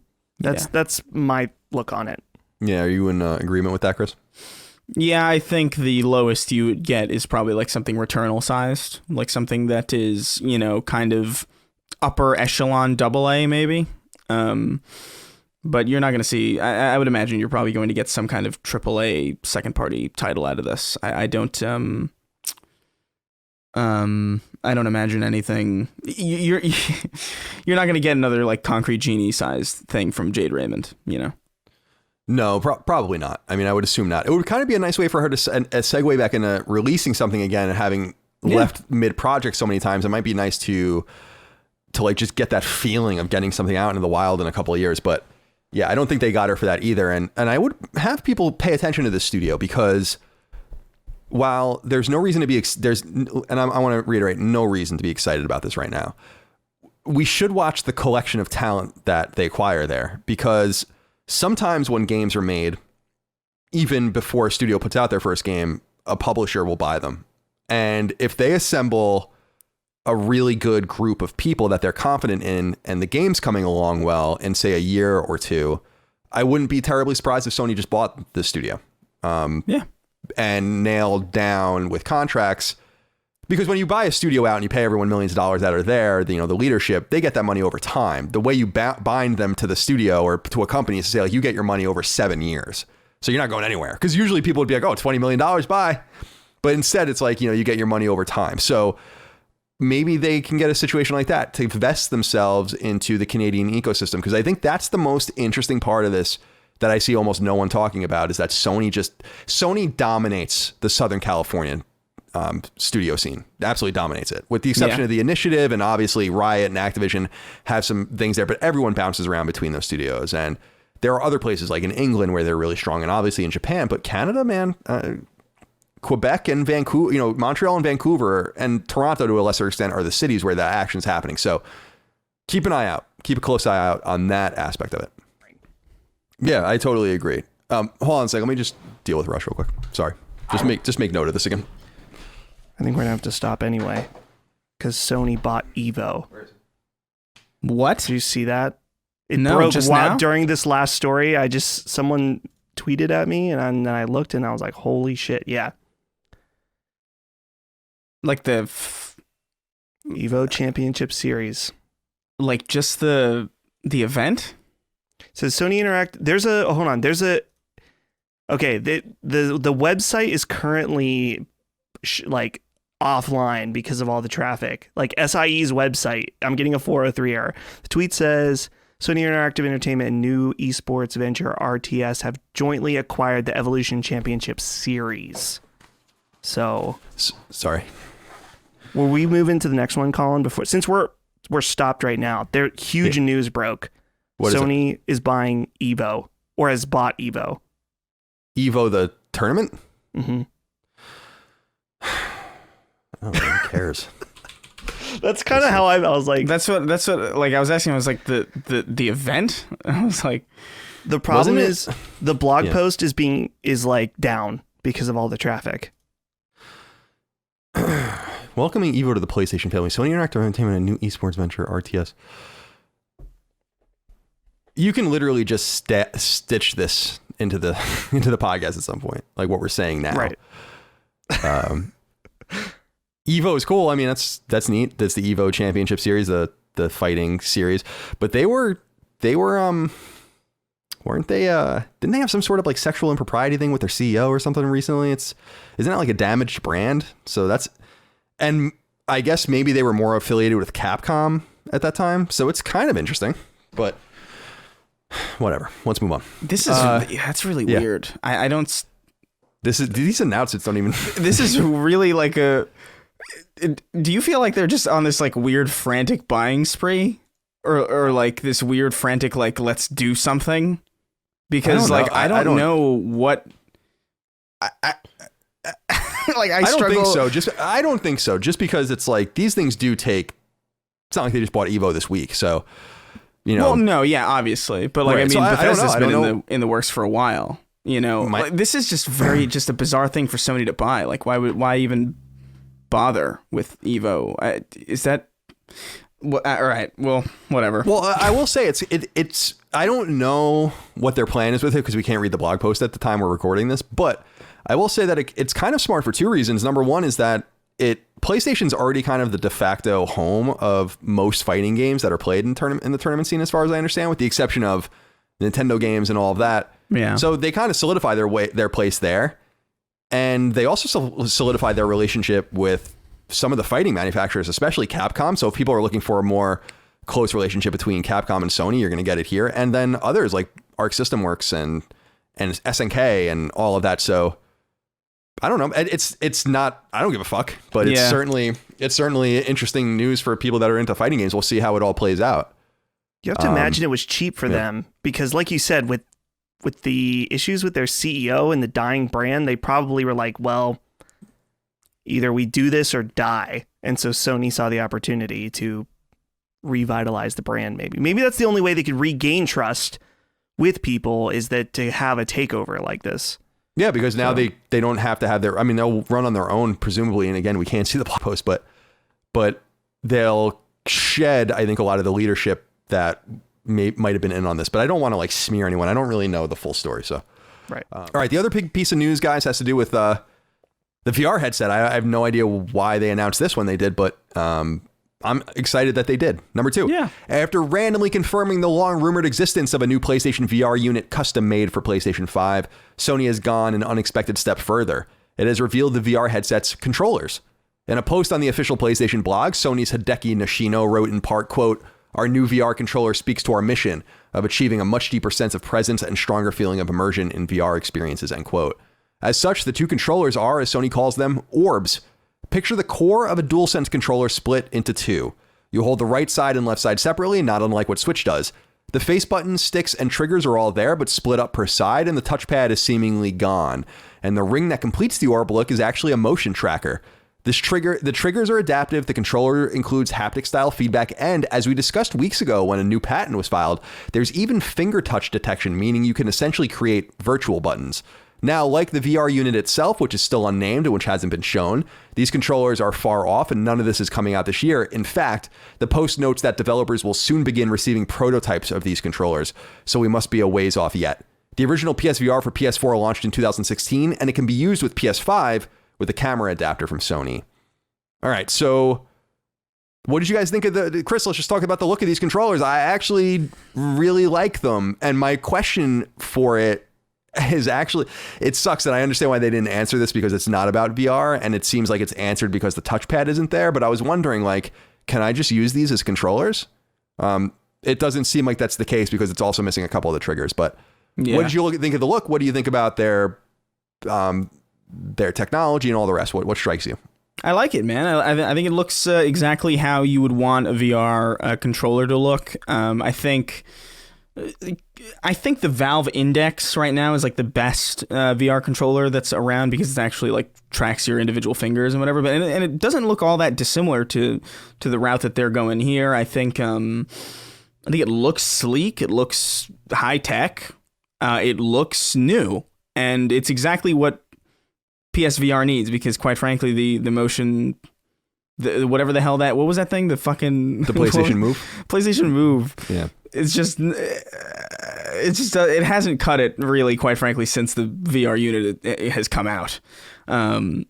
Especially just because you compare the PlayStation Move to like even just the original Vive controllers or the original Oculus controllers, and even the Oculus Quest controllers, which I find particularly like not all that good. I would still much rather have those than the PS Move. And to see something like this coming out of PlayStation shows me that like, oh, hey, they're actually investing pretty heavy resources into like making this a viable competitor to some of the more affordable units that are out right now. Like Oculus Quest 2 is like exploding.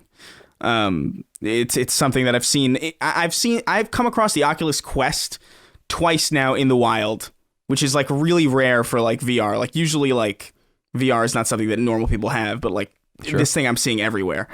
And to see them kind of going the route of taking this more seriously, having like a sophisticated controller, adapting some of the features of the DualSense into it, I think it's really smart. Realism. Dustin, what do you think about this? These controllers. What I was most interested in with all of this is not only the excitement of playing the new device one day, but the patents that have been coming out. They're actually, I mean, they're always real, but these were actually, the patents we were looking at are actually the patents that they went with, it seems like, with the controllers and stuff. So for years, they've been talking about having a split controller, and it seems like this is finally coming to fruition. So what do you make of it? I think it's exciting. I think they did what looks like, in a way, I feel like they kind of, I don't want to say the bare minimum, but these are very, very close to Oculus controllers, like to a T. The thing that they're bringing to the table are the adaptive triggers, the better feedback. But yeah, these are pretty run-of-the-mill, well, as far as modern. Obviously, we're not talking about Move, but this is pretty standard, which is good. I think it's good for VR games to have a standardized controller. It's taken us a few years to kind of get there, but that's good for compatibility across PC games and now the new PlayStation VR. One thing I did notice, which we talked about this when they announced this PSVR 2, in the PlayStation blog post, they said under the bullet point where it says tracking, it says the VR controller is tracked by the new VR headset through a tracking ring across the bottom of the controller. Now, I don't know, maybe I'm looking at this wrong, but to me, this just confirms that they are doing inside-out tracking. Mm-hmm. So there will be no camera or sensors involved with this new PSVR, which is awesome.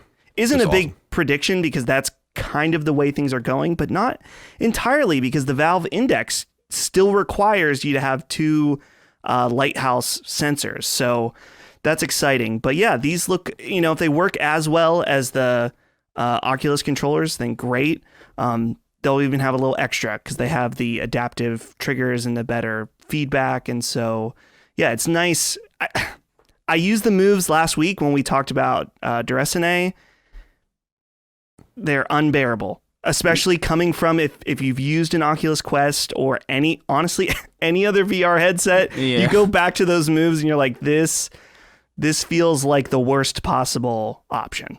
Yeah, it almost doesn't feel like official technology. It feels like Mad Cats or something. It's like I hear you guys. It's so strange because Sony's very, I think, cognizant of trying to, or at least they were, I guess they don't have to be that way anymore, of trying to make, I guess, devices that can be used in multiple different ways so they don't have to justify it with just one purchase. And I think PlayStation Move is ancient. I mean, PlayStation Move came out in 2010. 2010 is when PlayStation Move came out. It was in September of that year. And so this is really old technology that was obviously predicated on the motion kind of craze of the aughts. And they decided to stick with it, which I thought was interesting. And even the camera that came out with PS4 was ostensibly for streaming. Then they worked that into the Move into the VR headset as well. So they just had this. They have this whole legacy of shit that no one wants, basically. And it's cool that they're going to be able to get rid of that finally. Because even when I was charging the Move controllers in anticipation of playing, even though I wasn't able to because something was broken, I was like looking for the right cables. And I like them just because I remember getting them and like how weird it was. I was like, what is this? But that was a long time ago. We do have a question from Nicolaj Hansen Turton. I promised I'd get back to you, my friend. He says, Dear CNC and hopefully D, with PSVR for PS5 on the way, do you think we will get a proper VR user interface? And as an early adopter of PSVR, I was disappointed with how the UI was just the normal 2D PS4 dashboard and trophies didn't even contain descriptions. Looking forward to retiring my PS Move. So I agree. I was a little disappointed with that as well, but I don't know.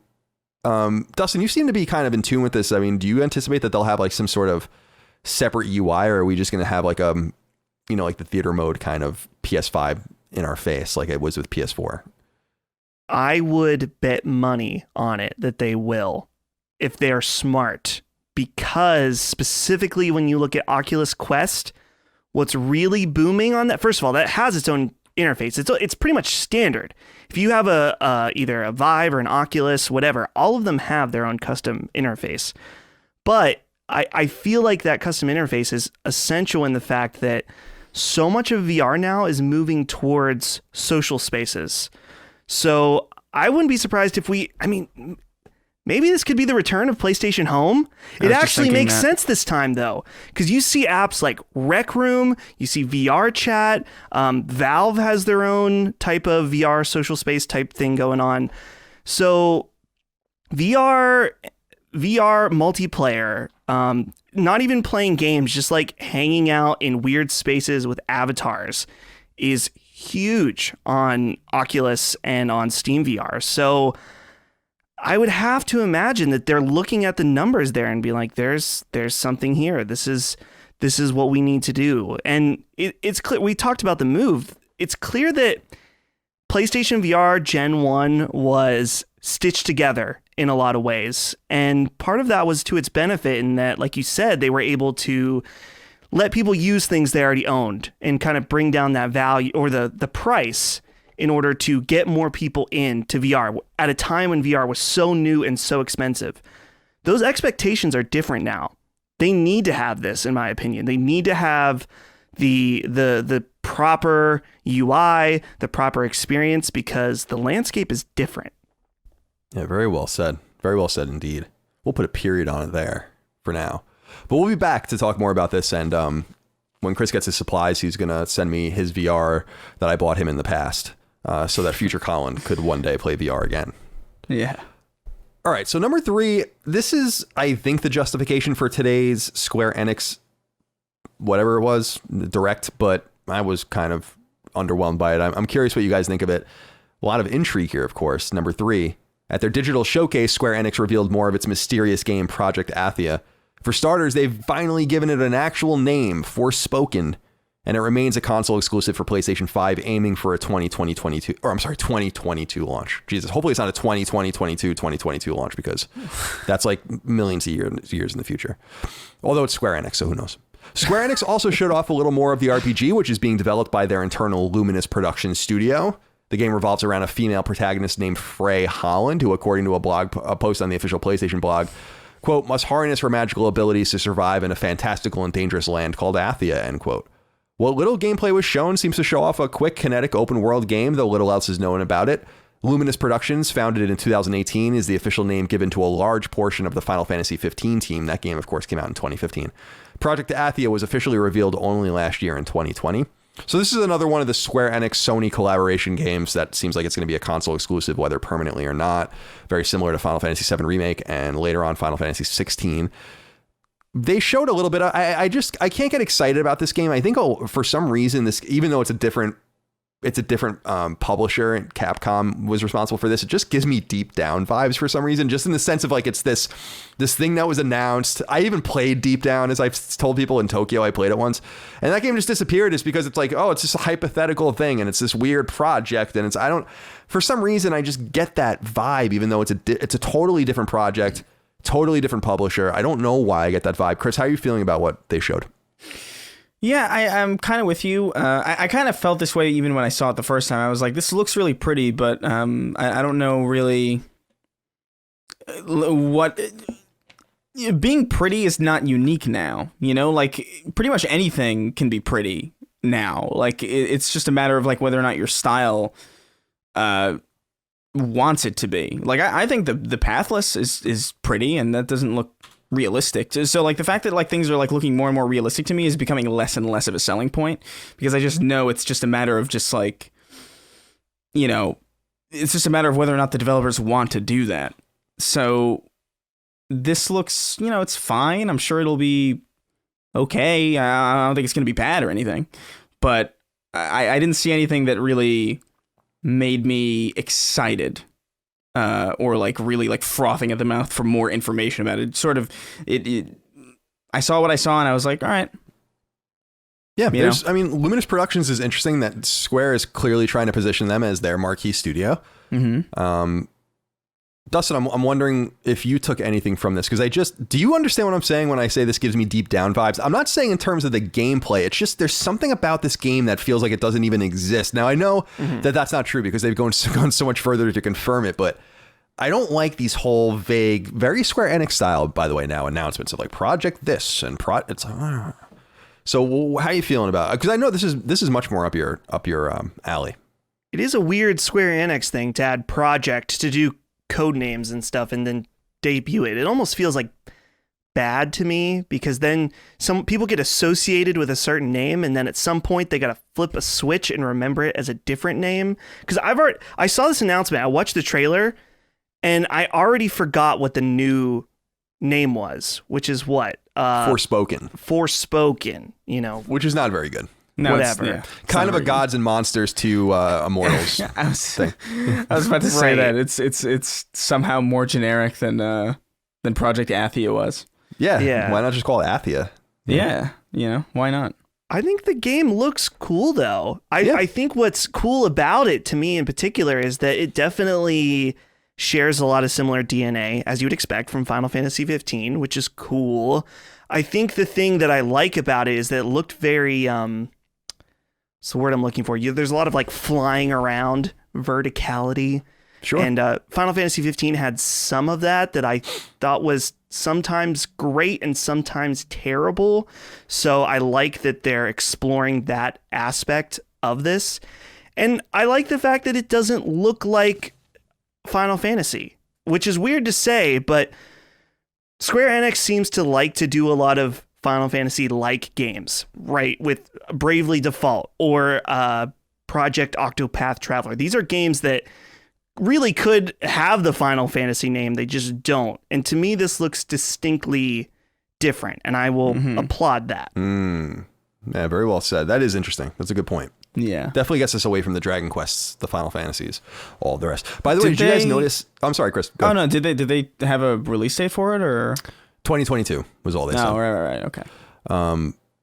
But did you guys notice, by the way, just one quick thing before we move on, has nothing to do with anything that we would talk about on the show usually, but they're doing that Hitman mobile game, which I thought was interesting because I guess they have some sort of IP rights over Hitman still. I didn't see, and not that we would really talk about that in space anyway, but Hitman walked out the door with IO. So I was curious about that. And wonder if there was like some sort of legacy deal where it's like we can do whatever we want with the IP, by the way, you know, in order to let them go. That it makes a little bit more sense now about how that deal worked out, because it seemed very nice that Square Enix is just like, you guys can go take everything with you. So maybe it didn't work out quite like that. All right, this next one I have a significant bias towards, and I'll explain at the end. Number 4, publisher Square Enix has revealed officially the next game in the fledgling Life is Strange franchise. The game is called Life is Strange True Colors, and it's coming to both PlayStation 4 and PlayStation 5 later this year on September 10th. The game, which centers around a female protagonist with some sort of supernatural gift similar to the original title, is being developed by Deck 9 Games instead of the series' original studio Don't Nod. Deck 9 used to be known as Idle Minds, and PlayStation gamers may remember them as being behind the early PSN exclusive game Pain, though they cut their teeth on the latter Cool Borders games in the late 90s and early aughts and did other contract work for Sony as well, including on 2012's Ratchet & Clank collection on PS3, it came to Vita in 2014, and the HD version of 2005's Ratchet Deadlocked, which came to PS3 in 2013. As publisher and owner of the IP, Square Enix has opted to move away from Don't Nod, which was expected from both sides. The original Life is Strange came out over 5 episodes on PS3 and PS4 in 2015, and it was followed by a 3-episode prequel called Before the Storm, which launched in 2017 and was developed by none other than Deck 9. Meanwhile, Don't Nod and Square Enix released Life is Strange 2 on PS4 across 5 episodes spanning from 2018 into 2019. Interestingly, Square Enix is opting to release the original Life is Strange and Before the Storm in remastered format later this year, including it in the Ultimate Edition of True Colors, as well as making it available a la carte. There's no word on if the same treatment will be coming for Life is Strange 2 as well, but there's good news for those of us who hate episodic releases. True Colors will be released all at once. Thank God. Maybe so that's nice to know. I hate episodic games. I think everyone hates them at this point. Now, I must say at the very top, one of the writers of this game is Ryan Clements. Ryan Clements is my old partner in crime at IGN. We did Podcast Beyond together for many years. So I have a substantial bias towards this game. I'll make sure to note that whenever we talk about it in any depth. But I think it looks really cool. And I've been very dismissive of Life is Strange, including I was dismissive of it only a couple of weeks ago. But when I was working out today while I was watching the Square Enix presentation, and I was like, you know what, this seems nice. This seems thoughtful. I keep talking about how I like games that are not combat oriented, and maybe I need to put my money where my mouth is a little bit more. So I was really excited when they said, you know what, we're going to bring Life is Strange and the prequel Before the Storm to PS4 and PS5 in this upgraded form as well. It seems like it's all going to come out at the same time as you get the Ultimate Edition. So I think I've decided September 10th is when this comes out, and I think I'll play these. I'm a little curious where Life is Strange 2 is. I wonder if they're going to get that in the mix as well. That's a Don't Nod game, so you think they would want that in the mix as well. But Chris, did this do anything for you? I liked Life is Strange 2. I couldn't get into Life is Strange 1. I don't know what it was about it. Something about the writing that just kind of like put me off. But I think it's a fine franchise. This new game does look better, personally. Like just on the eyes, it's a lot easier. I think there was like a stylistic thing about Life is Strange and even Life is Strange 2 to a lesser extent that I wasn't necessarily all that on board with, but this to me looks just stylish enough to feel like it's kind of indulging in its own kind of artistic vision while also still being kind of nice to look at. Art style is the first thing that jumps out to me, like always. So I noticed immediately, like this is an improvement over previous Life is Strange games. And yeah, honestly, it looks good. I don't think it looks... Nothing that I saw about it reminded me of the first game, which I didn't like. Everything seemed to be fresh and new, and what little was there that reminded me of previous Life is Strange reminded me of Life is Strange 2, which I liked. So, I don't know if I'll get it. I don't know if I'll get around to it on launch, because I just know September is going to be a busy, busy time. But I could see this being something that I jump into around Christmas when things start to slow down. Yeah, well, I think they're at least confident in that date, which is good. Yeah, that's a good date. They also spent a lot of time on this game. I was a little confused about that because I don't know that it's a game that you need to see too much of to understand, and I don't know that you want to see too much of it. But Dustin, what did you make of their True Colors presentation and this other emphasis on? It seems like Life is Strange is going to be kind of they were always open about it, but it seems like it's going to be something that they're going to pursue. It almost seemed like a Dark Pictures anthology kind of style where obviously it's not a horror game in that same respect, but where they're going to revisit this a lot, it seems. Yeah, you mentioned about why isn't Life is Strange 2 part of the remastering, and my guess would be that first one I'm guessing was much lower budget, because one of the things they mentioned about remastering is animation, so that might be just a thing where they're like, we made this one on a much lower budget, let's go back and clean up the things, the loose ends that we didn't have time or the budget to do.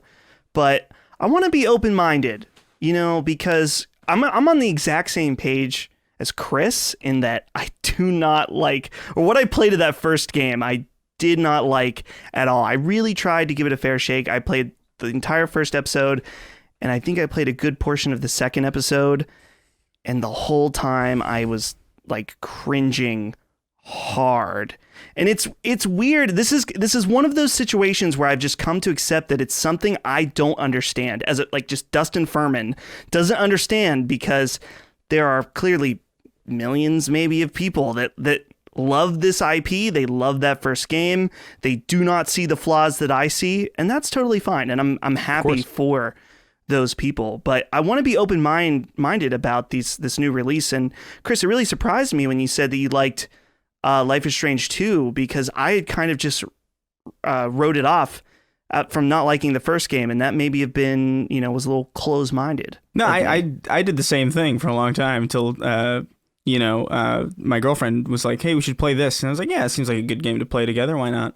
I'm not going to play Halo with her, right, or something like that, or Demon Souls. But, and I was playing, I was like, oh, this is kind of good. Like, it's not as cringe-inducing dialogue-wise as the first one was. I think the first one was way too focused on trying to be cool and hip and young, whereas the second one is more about, like, just like shit getting off the rails real quick. And I was like, this is significantly better. And just the myriad of different endings that you can get in Life is Strange 2 is crazy dark. Like, it's a very, very surprisingly, like, well done narrative. So if they can keep Life is Strange 2's quality bar, like, I think this is probably like a safe bet that it's probably going to be a pretty good game. Yeah, we'll see. September 10th. Number 5.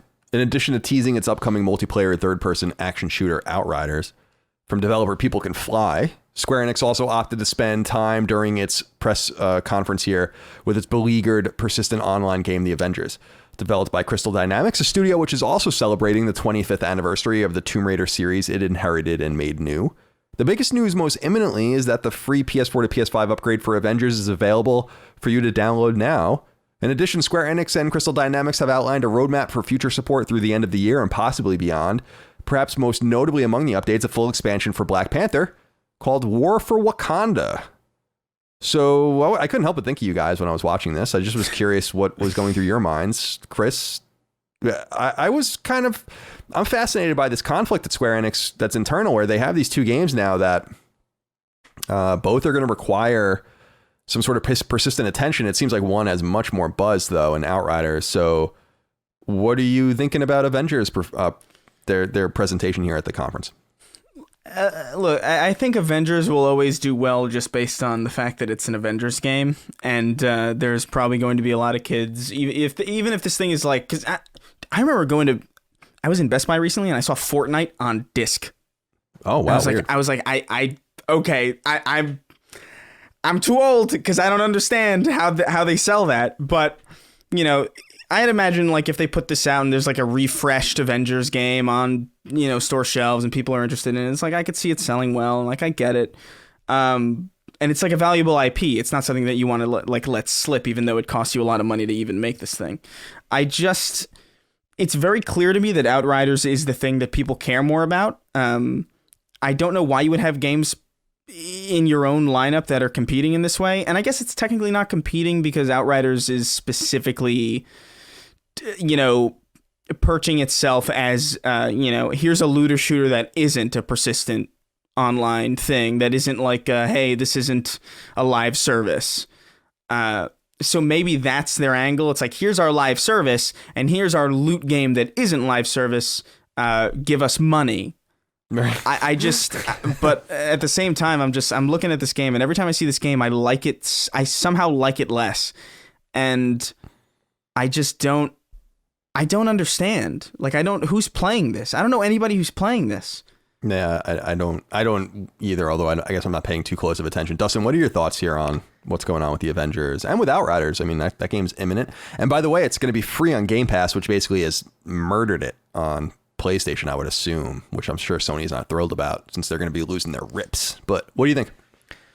You may remember 2 weeks ago on the show, we made Marvel illegal or is just a wish. Right. So that's how I feel, really, Yeah. is that I just, I don't know. It makes sense they're trying to save and, do what they can. We talked in the past about how catastrophic this game was for their bottom line, to the point that Final Fantasy VII's success didn't even fucking matter, which I'm sure that they were not pleased about. Yeah, just to be clear, they lost more money on Avengers than it cost to make an average AAA game. Yes. Mm-hmm. Yeah.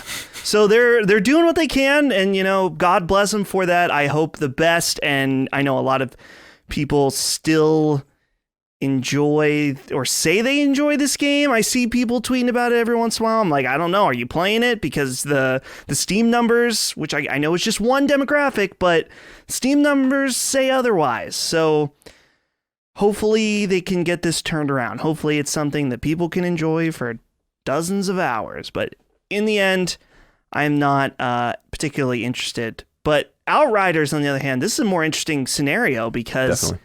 To me, with the Game Pass inclusion, you gotta wonder if Square Enix was looking at those pre-order numbers and thought, we gotta do something about this. Like, how do we can't have another Avengers level flop. Now, obviously, there's probably a much cheaper game for them to make than Avengers, but still, they might be thinking like, well, we might as well get the money while we can up front from Microsoft. So Sure.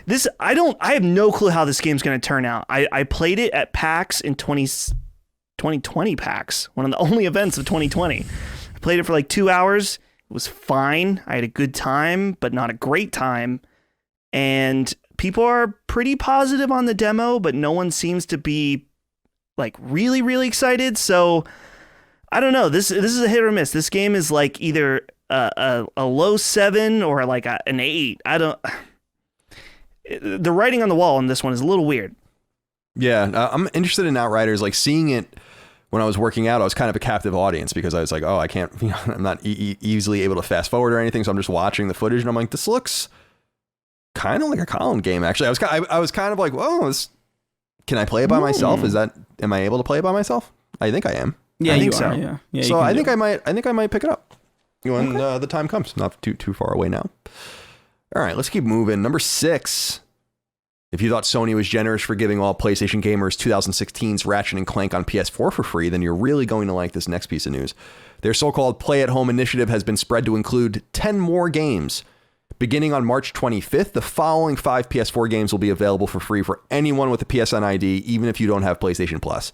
Abzu, Enter the Gungeon, Res Infinite, Subnautica, and The Witness. Pretty good lineup of games. In addition, the following 4 PSVR games will also be made available free of charge. Astrobot Rescue Mission, Moss, Paper Beast, and Thumper. Then, come April 19th, perhaps the biggest freebie yet will be available when Sony unleashes a free version of Horizon Zero Dawn Complete Edition. With Ratchet & Clank, that's 11 free games for all so far and will likely make up the entirety of their catalog for the year. This, of course, is something they began last year, trying to convince people to stay at home, in quotes, so that the COVID virus wouldn't be spread around. When I first looked at these games, I was like, eh. But this is actually a very strong catalog of games, pound for pound, and they're giving them away for free. So this is money that they're just burying. I think that this is kind of an underplayed piece of news this week because of everything else that's going on with Bethesda and others over the last 7 days. But this is kind of cool because there's no buy-in. And in fact, I just want to reiterate again for everyone. I know it gets annoying, but to hear it over and over again, but just go claim these games. Yeah. There's no reason not to claim these games, even if you're not a PSN or PS Plus guy. Just add them to your download list. And when PSVR 2 comes out, it's like, Moss is awesome. It's a great game. The Witness, people love The Witness. I like to Enter the Gungeon. Abzu, we were just talking about the Pathless. That was their previous game. Yeah. So, Chris, what did you make of this lineup and this announcement? It's kind of a nice surprise. I think it's good. I think it's varied. It's nothing that particularly excites me personally, but there's a lot of value here. And I would sincerely suggest that you claim these, especially like if you got a PSVR. Moss is so good, and Thumper I know I've played on PC. It's pretty good. I don't know how it works in VR. I would imagine it's just cooler, like Tetris Effect is.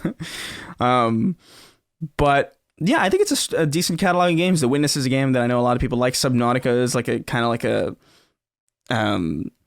kind of like this weird kind of cultural hit that everybody seems to love, but like nobody I know has seemed to have played. I think the sequel comes out soon too. Oh yeah, what is it? Breathage?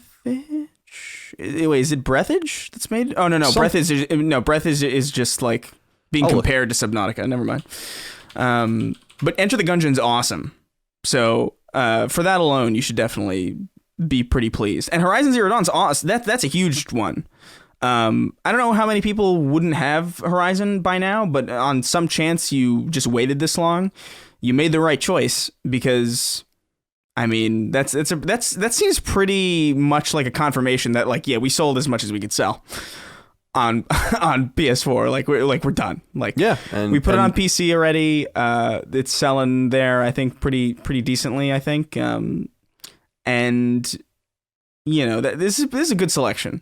Like, anybody who thinks it's not a good selection is out of their gourd, you know?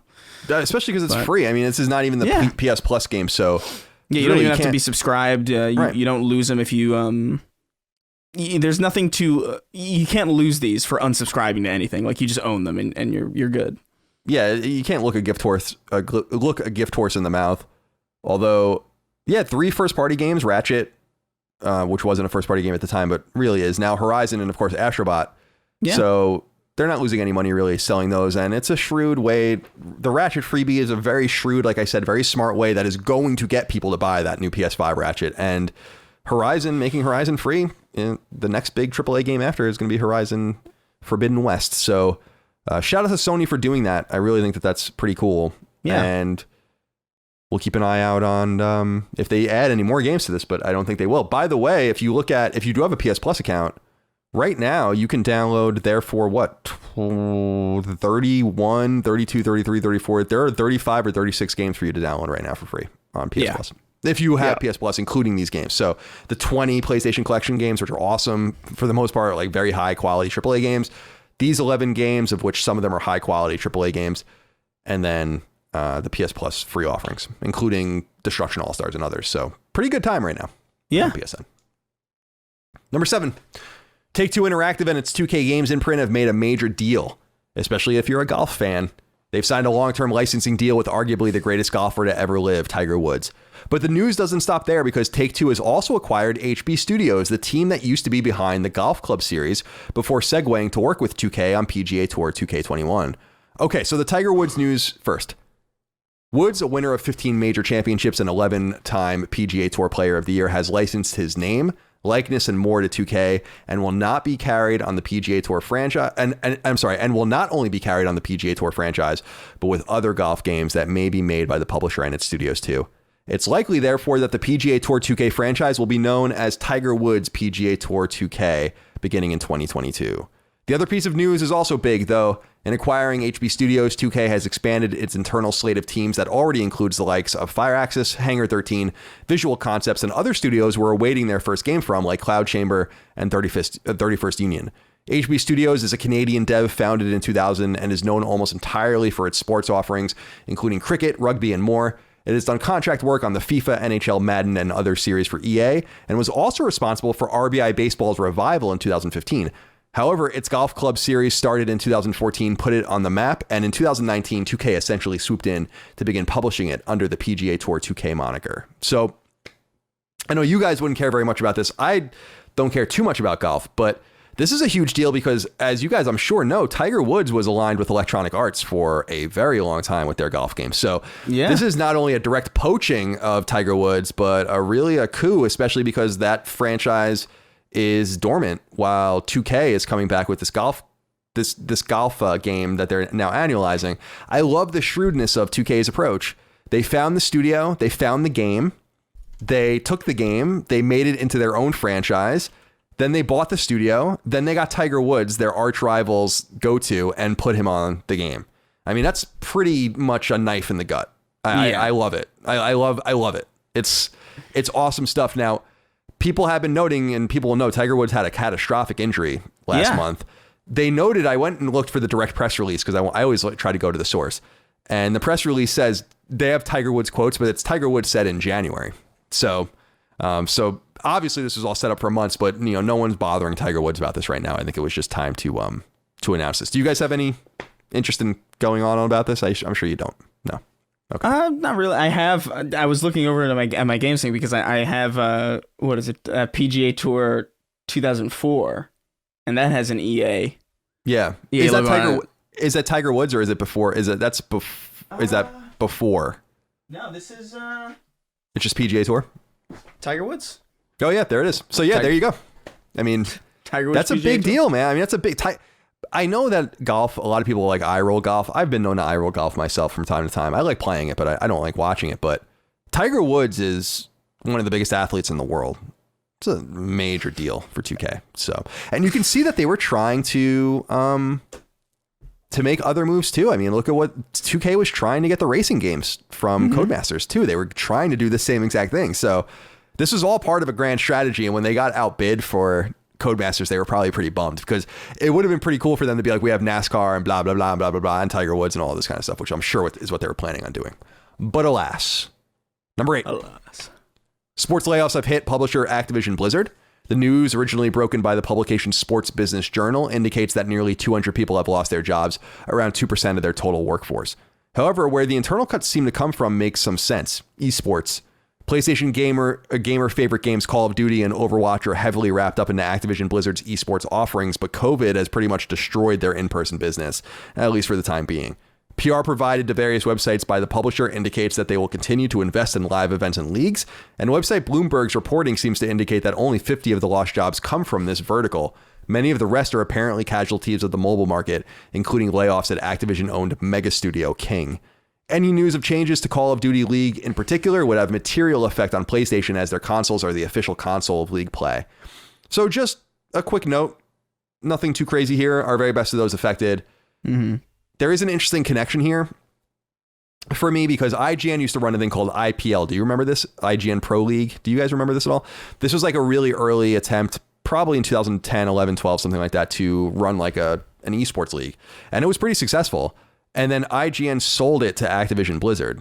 And that is what was affected here. So I think I might know some of these people, but we wish them the very best in their new endeavors. Yeah, that sucks. And to be fair, there are stories going around. Bobby Kotick, the CEO of Activision, was given a $200 million bonus the same week, which would have paid for the salaries of those people for years. Now, I'm not one of these eat the rich people. I'm really not. But not good. Not a good optics. It's Bad not good timing. optics. It's not good optics. Like it's comes across as a little bit slimy. But I mean, you know, Well, do you wanna know I don't know what the hell's going on with esports right now. I'm Yeah. sure like there's a lot of weird shit going on, and that's especially because no one's attending events. Like, yeah, I don't know. They got I just cratered. hope, I just hope those people are able to find. The thing is, though, you'd think that Activision would be able to like absorb some of those people into some other. I don't know. I don't know what it's like to run like a $1 billion corporation or anything, but You don't? it's just shitty. No, not exactly. Yeah. Well, yeah, it's interesting because if you read about the Kotick thing, he basically has a deal in his contract where if the stock goes up a certain amount and it's sustained. So it's something like if the stock goes up 50% in a year and then stays there for 90 days, he gets like an absurd amount of money. And that's what ended up happening. Every employee that loses their jobs is $1 million bonus. Right, exactly. Just get rid of all of them. So, businesses shouldn't, you have no right to a job, right? Like businesses shouldn't just keep you on because they're profitable if you're not doing anything that's making them money. Course. But it is weird that Bobby Kotick wouldn't be like, because it is, I'm sure it's within his power to be like, not to keep those people on board, to be like, we don't need this to do this right now, or let's figure out a different way to get me. But I've never been offered $200 million. If I was offered $200 million in addition to my $25 million a year salary and the many hundreds of millions of dollars I have, maybe I would be, doing whatever I wanted. I don't know. Yeah. Bobby Kotick. All right. Hey, number 9, 2 anticipated very different RPGs have both been dated for release on PlayStation. For starters, the much discussed, kind of controversial, but very well received PC RPG Disco Elysium finally has its release date on PlayStation after seemingly infinite amounts of time spanning between its announcement and right now. The game will grace both PS4 and PS5 on March 30th. The so-called detective RPG de-emphasizes combat for dialogue and other non-violent mechanics and originally came to PC with great fanfare in the fall of 2019. PlayStation is receiving the final cut version of the game, however, which fleshes out some of the game's voice work, adds new quests and more. The game is made by a new studio, ZAUM. I think that's how you say it. Publisher and developer Bandai Namco has likewise announced that its anime-infused action RPG Scarlet Nexus, is coming to both PlayStation 4 and PlayStation 5 on June 25th. The game focuses on so-called psionics, psychic powers used by the game's 2 playable characters to keep a mysterious enemy called the Others from destroying the world. Not the Others from The Lost, hopefully. Oh, good. On the island. True.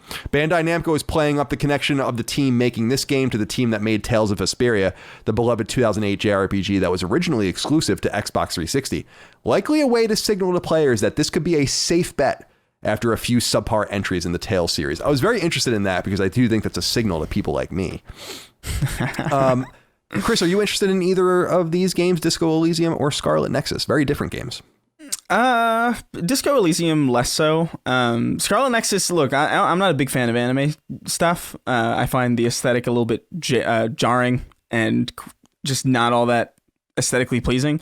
But I really love, and I made note of this the first time I saw it at whatever presentation that it was showed at, that like just the idea of like flower monsters is just something that's really kind of interesting and new, and I haven't seen that before. And I remember being like, this is like striking visual design outside of the generic looking protagonists. So I might jump into it because it does remind me a little bit of that Astral Chain game. Oh, yeah. Which I played a little bit of and actually enjoyed it, but I was borrowing it, so I didn't really beat it.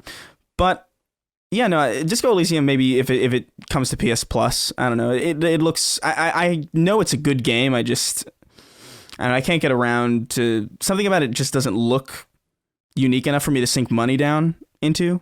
But if it's a PS Plus game, absolutely, I'll jump into it. Dustin, where are you standing on these two games? One seems right up your alley, of course. Right. Yeah, I played some Disco Elysium on PC, and I don't have enough experience with CRPGs, like the computer RPGs, to really even understand how to play it.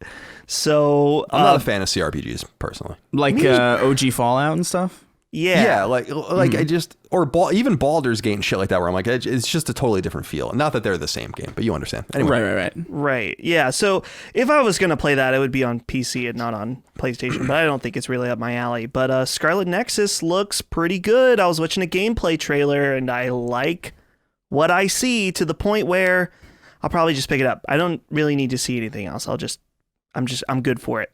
Yeah, me too. I like Bandai Namco a lot. So me too. I think they're a great publisher. They have good internal teams. I think they are pretty focused on quality. It's pretty rare that they release something that's not high quality, and they quietly chug along, and they're quietly becoming a pretty big publisher. So I'm rooting for them, and I'm looking forward to that game. As far as Disco Elysium is concerned, I have a similar problem with you, Dustin, where I actually think the game sounds great. I love it. I love an RPG, deep RPG, where it's all about dialogue and all about talking, right? And acting as opposed to action. But I don't know if I can play it because I have a similar thing too, where I'm like, how does this feel? It doesn't look like it feels very good. And I need it to feel good. Oh, what do I keep saying? Do what feels good. Exactly. Right? And only do what feels good. So we'll see what happens. But March 30th for Disco Elysium, and then June 25th for Scarlet Nexus, both coming to PS4 and PS5. This one's just a quick one. I don't know if you guys saw this. I actually got an email about this, which I thought was kind of strange. Number 10, PlayStation 4's community features are being completely eliminated. A predictable course of action months after Sony stopped letting players create new communities. Word comes by way of emails sent to individual players, as well as a posting on PlayStation.com. The note in brief reads as follows, quote, "Thank you for using the PS Communities feature on your PS4 console. Beginning in April 2021, this feature will no longer be supported or available on your PS4 console. However, you'll still be able to stay connected and enjoy messaging features and more on your PS4 and the PlayStation app," end quote. The vague April date with no specific day outline means you should be ready to lose access as soon as the calendar turns over. Communities introduced with PlayStation 4 were an attempt to gather like-minded players together, and there are some examples of it working out. However, the feature set mostly languished and went unused by most players, similar to the events options on PlayStation 4 that were also recently phased out and not carried over to PlayStation 5. Fernando Venegas wrote into us and said, "Hey boys, do you guys have any opinions about Sony no longer supporting the communities feature for PS4? I, for one, don't really care since I've never used it, but maybe I'm wrong and it was really cool." I think I got an email for it. Maybe everyone did, but I think I got an email for it because I was actually involved in a community, although I would just read it. I wouldn't really. Yeah. I think I was a moderator on it, actually. But we had we do still, I think right now, have a Sacred Symbols group. And I'm a member of it. And it was mostly just people talking back and forth and then people posting pictures of their platinums, which was cool. But that was the extent of my experience with communities. Chris, did you ever play around with it? Do you care? I looked into the Sacred Symbols one, and I thought it was cool. It's nice to see like a bunch of people hanging out, but at the end of the day, this is something that can be far more effectively done, like through your phone, in like a group chat on Discord, or you know, it's solving problems that I don't really think exist, and arguably are just more inconvenient solutions than ones that are already readily available. I want to ask you something as a way of kind of segueing to something that I think would be an interesting question. Sure. How often have you been using these cards on PS5? The card system. Only for Astrobot and never again, basically. Right. I have a pretty strong feeling that the card system is probably going to go away. I used it on Maquette, and they were not very good. Oh, like you use the hints or whatever? Mm-hmm. Yeah. They weren't very good, and I'm guessing that was from a publisher, developer level. Like, they weren't consistent. Like, Astrobot, we specifically talked about how it knew what I had already done. That was not the case for Maquette. Right. So... Yeah, because it's a first-party game that's like designed to make sure that all these features work and are shown in the best possible light that they could possibly be shown in. And I think, look, man, it's cool that the PlayStation communities had little moments of thriving, and like it's cool. Like, I don't mean to discount people who had fun or enjoyed them, but you're better off in a Discord, dude. Just like I just don't see the purpose. These are inconvenient methods of solving problems that are already infinitely more convenient to solve on your phone or on your laptop while you're playing a game, that don't like interrupt the screen or don't have to be like, okay, who wants to type with the controller, you know? Like, I don't know. It never made sense to me, these extra social features, when you could just jump into a party chat or just go on Discord and type into a group thing. You got to wonder if Sony is eventually going to throw in the towel and say, like, okay, fine, we'll add Discord integration into PS5. Like, they should. That'd be huge. That'd be so great. That would be such a massive thing. I don't even think they're equipped to handle how amazing that would be for the platform. But it's interesting because I agree with you guys where I feel like they need to be more integrative. And what I mean by that is, like, try your own proprietary stuff out. Every once in a while it works, but most of the time it's not going to work. And so, like, it's what happened with PlayStation Music when they basically became Spotify. Or when, people will remember when it was really Ustream that was the original streaming platform on PlayStation 4, and then it segued to Twitch because Ustream was dying. So at some point you have to be more integrative and pay attention to what your audience wants. So it's cool that they try to do something proprietary, but I agree with you. It's like, all right, throw in the towel. You have nothing to gain here. I still think PlayStation's, they have to realize they only have something to gain by continuing to make awesome games and making sure that they run right and that all of their partners are happy with the way their games run and are available and all of that. Otherwise, who gives a shit? Discord does it the best. Twitch does it the best. Spotify does it the best. YouTube does it the best. Just get everyone on there. I totally agree with you guys. So yeah, hopefully this is the beginning of the end of that kind of shit. And PS5, people have been talking. PS5 hasn't gotten a big firmware update yet. And there has to be a way to get rid of some of this shit. I can't, and even playing Ratchet and Clank, which is a PS4 game using the PS5 setup with the trophies and everything, I'm like, I can't get over how bad this is. I actually have PSN profiles up in my lap on a laptop because I'm like, I can't do this anymore. I just can't. I'm functioning in a different way on PlayStation 5. So they have a lot to fix, but it's a pretty good console. I do like the speed that the games load at, of course. That is nice. All right, boys. Number 11 is a wrap-up, so settle on in for a moment. The official PlayStation blog revealed co-op puzzler Operation Tango, color-based action-adventure game Chicory: A Colorful Tale. They're both coming to PS4 and PS5 this spring. Dungeons & Dragons-themed action RPG Dark Alliance comes to PS4 and PS5 on June 22nd. Adventure game Where the Heart Leads comes to PS4 and PS5 on July 13th. Food-themed music game Now or Play With Your Food is coming to PlayStation in an undetermined time this summer. So-called 3D jigsaw puzzle game Puzzling Places is coming to PSVR this winter. Fast-paced FPS Severed Steel is coming to PS4 by the end of the year. Medieval GTA-like game Rustler, you guys should look at this one if you haven't, is coming to PS4 and PS5 later this year. And physics-based puzzle game Heavenly Bodies is coming to undetermined PlayStation platforms later in 2021. Website Push Square reports Super Bomberman R Online, which was previously exclusive to Google Stadia, is coming to PS4 soon. I'm sorry, I can't read right now. Multiplayer World War II FPS Hell Let Loose is coming to PlayStation 5 later in 2021. City building game The Colonists, bizarre open world game Just Die Already, and Pokemon Snap-like title Beasts of Marbella Island are all coming to PS4 later in 2021. An adventure game Read Only Memories, Neurodiver, and horror game The Signifier are both coming to PS4 and PS5 later this year. Website Gamatsu reports roguelike dungeon crawler Undermine is coming to PS4 on March 30th. FPS Necromunda Hired Gun is coming to PS4 and PS5 on June 1st. Exciting Koei Tecmo release Ninja Gaiden Master Collection Deluxe Edition is coming to PS4 on June 10th. Twin stick shooter Curved Space is coming to PS4 and PS5 on June 18th. Rhythm game Clang 2 and horror game Chasing Static are both coming to PS4 and PS5 in the third quarter of 2021. And detective game Murder Mystery Machine is coming to PS4 later in 2021. The website also reports that Super Bomberman R, which came to PS4 in 2018, has surpassed 2 million copies sold. And the site also discovered German games rating filings for Respawn's 2019 Star Wars game Jedi Fallen Order, which indicates it will be coming to PlayStation 5 natively. Perhaps not a huge surprise. We did get a quick question here. I usually don't put them here, but I am going to do it this time. The Real Deli wrote in and said, hey, CNC and maybe D, I don't know if I missed it or not, but Koei Tecmo recently announced the Ninja Gaiden Master Collection for current gen consoles. We did talk about it on the show, but he says, I just want to gauge your guys' excitement for the product. Personally, I couldn't be more excited seeing as Ninja Gaiden 2 isn't my top 5 games of all time. Here's to hoping that they sell enough copies of the remaster and get a green light for a brand new game. Anyway, keep up with all the great work, guys, and to Dustin, Ohio is amazing.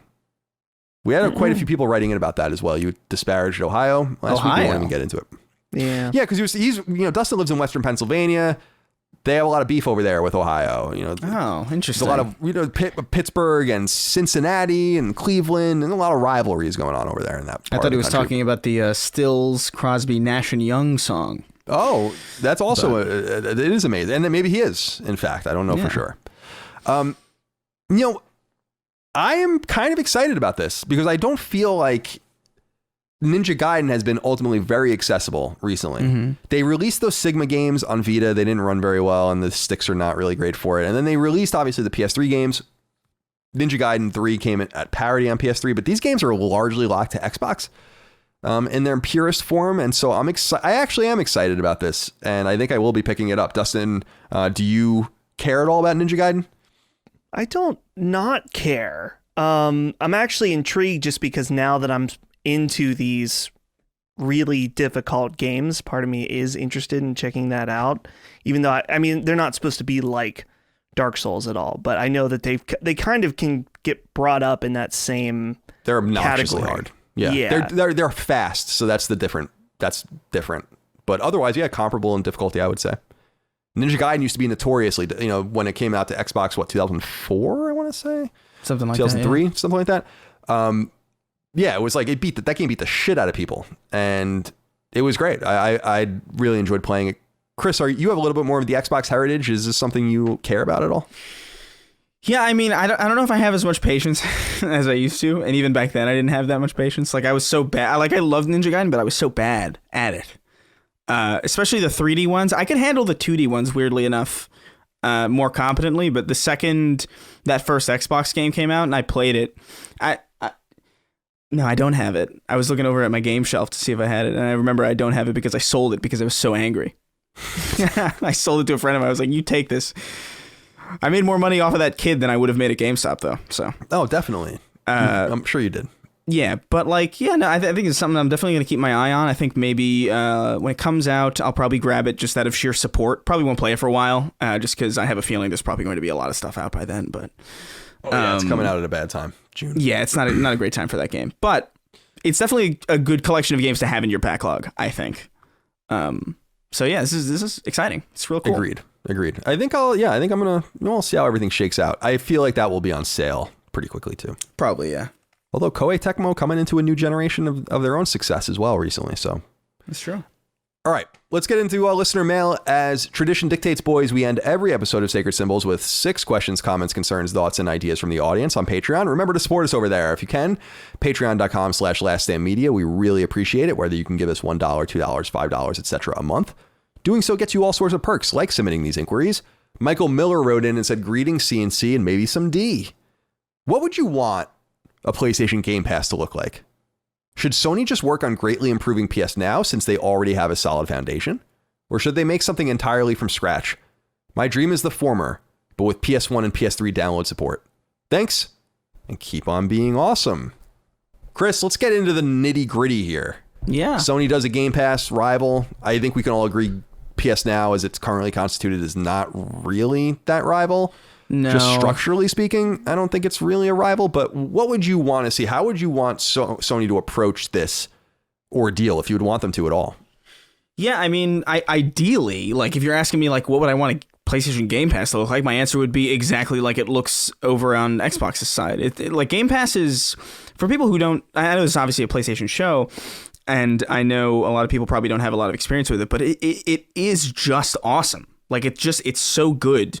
And I wouldn't change anything about it. I would just bring that over here. Only PlayStation has such a unique advantage because it has such a much longer history with a much more historically important catalog of games, I think. I think the fact that you have all these PS1 titles that are just unusable on their newest machine, a bunch of PS2 titles that are unusable, that are like, some of them are there natively through the PS4 ports that they did. But PS3 as a generation is entirely gone. You can only stream it to PS Now. I think the ideal way to go is maybe bring PS Now into a bit of a renaissance where it's like, hey, it's still for streaming games, but guess what? Here's a bunch of first-party exclusives from the PS1 generation, from the PS3 generation, from the PS2 generation that are included for free for you. That can be natively downloaded, that don't need to be streamed. I think this is the same problem that Stadia had. It was like, here's a platform exclusively for streaming. It's like, it doesn't work because people's internet just isn't reliable enough to handle that kind of thing. Streaming should always be like seasoning, or something that's like additive to a platform, in the same way that, xCloud is kind of just this kind of added little benefit of Game Pass. It's like, yeah, you could stream it if you don't want to spend the time downloading it, or you could download it, which is where you would want to play the game seriously. And I really think that's really all that needs to change. I think they need to embrace the fact that they have a really amazing catalog back in the PS1 and the PS3. And if Xbox can backwards, reverse engineer their console to play backwards compatible games, I don't see why Sony can't. The only reason Sony can't is because they won't. And I don't know. Kids in their fucking basements are figuring out how to do this on their MacBooks. Surely they can do it. I love the point you made, by the way, Chris, especially about downloading games as opposed to streaming them. I've always been thinking recently about, because you can't, as you said, for some reason you cannot download PS3 games. And people will remember when PlayStation Now came out, you couldn't download PS4 games either. Yeah. And they made that a thing where you can download the PS4 and PS2 games, but for some reason you just can't play the PS3 games. I feel like they need to. PlayStation Now is a good marketing term. I don't think they need to get rid of it. But I love what you said about seasoning. Like, de-emphasize the streaming, which should be optional on your computer or on your tablet or whatever, and just make it a library of games worth having. And I think that's a solid start in and of itself. Dustin, what do you think? I think the Xbox is in a unique position with Game Pass, as we've talked about, just because they have so much money that they can burn for a very long time and not be profitable for a while, to the extent that that's something that I don't think Sony could do in the way that Xbox is doing it. Mm-hmm. In some ways, though, if you look at it, if you buy a PS5, or if you're able to, I should say, if you're able to buy a PS5 today and you have no background with PlayStation, you have 30 games right now available to you.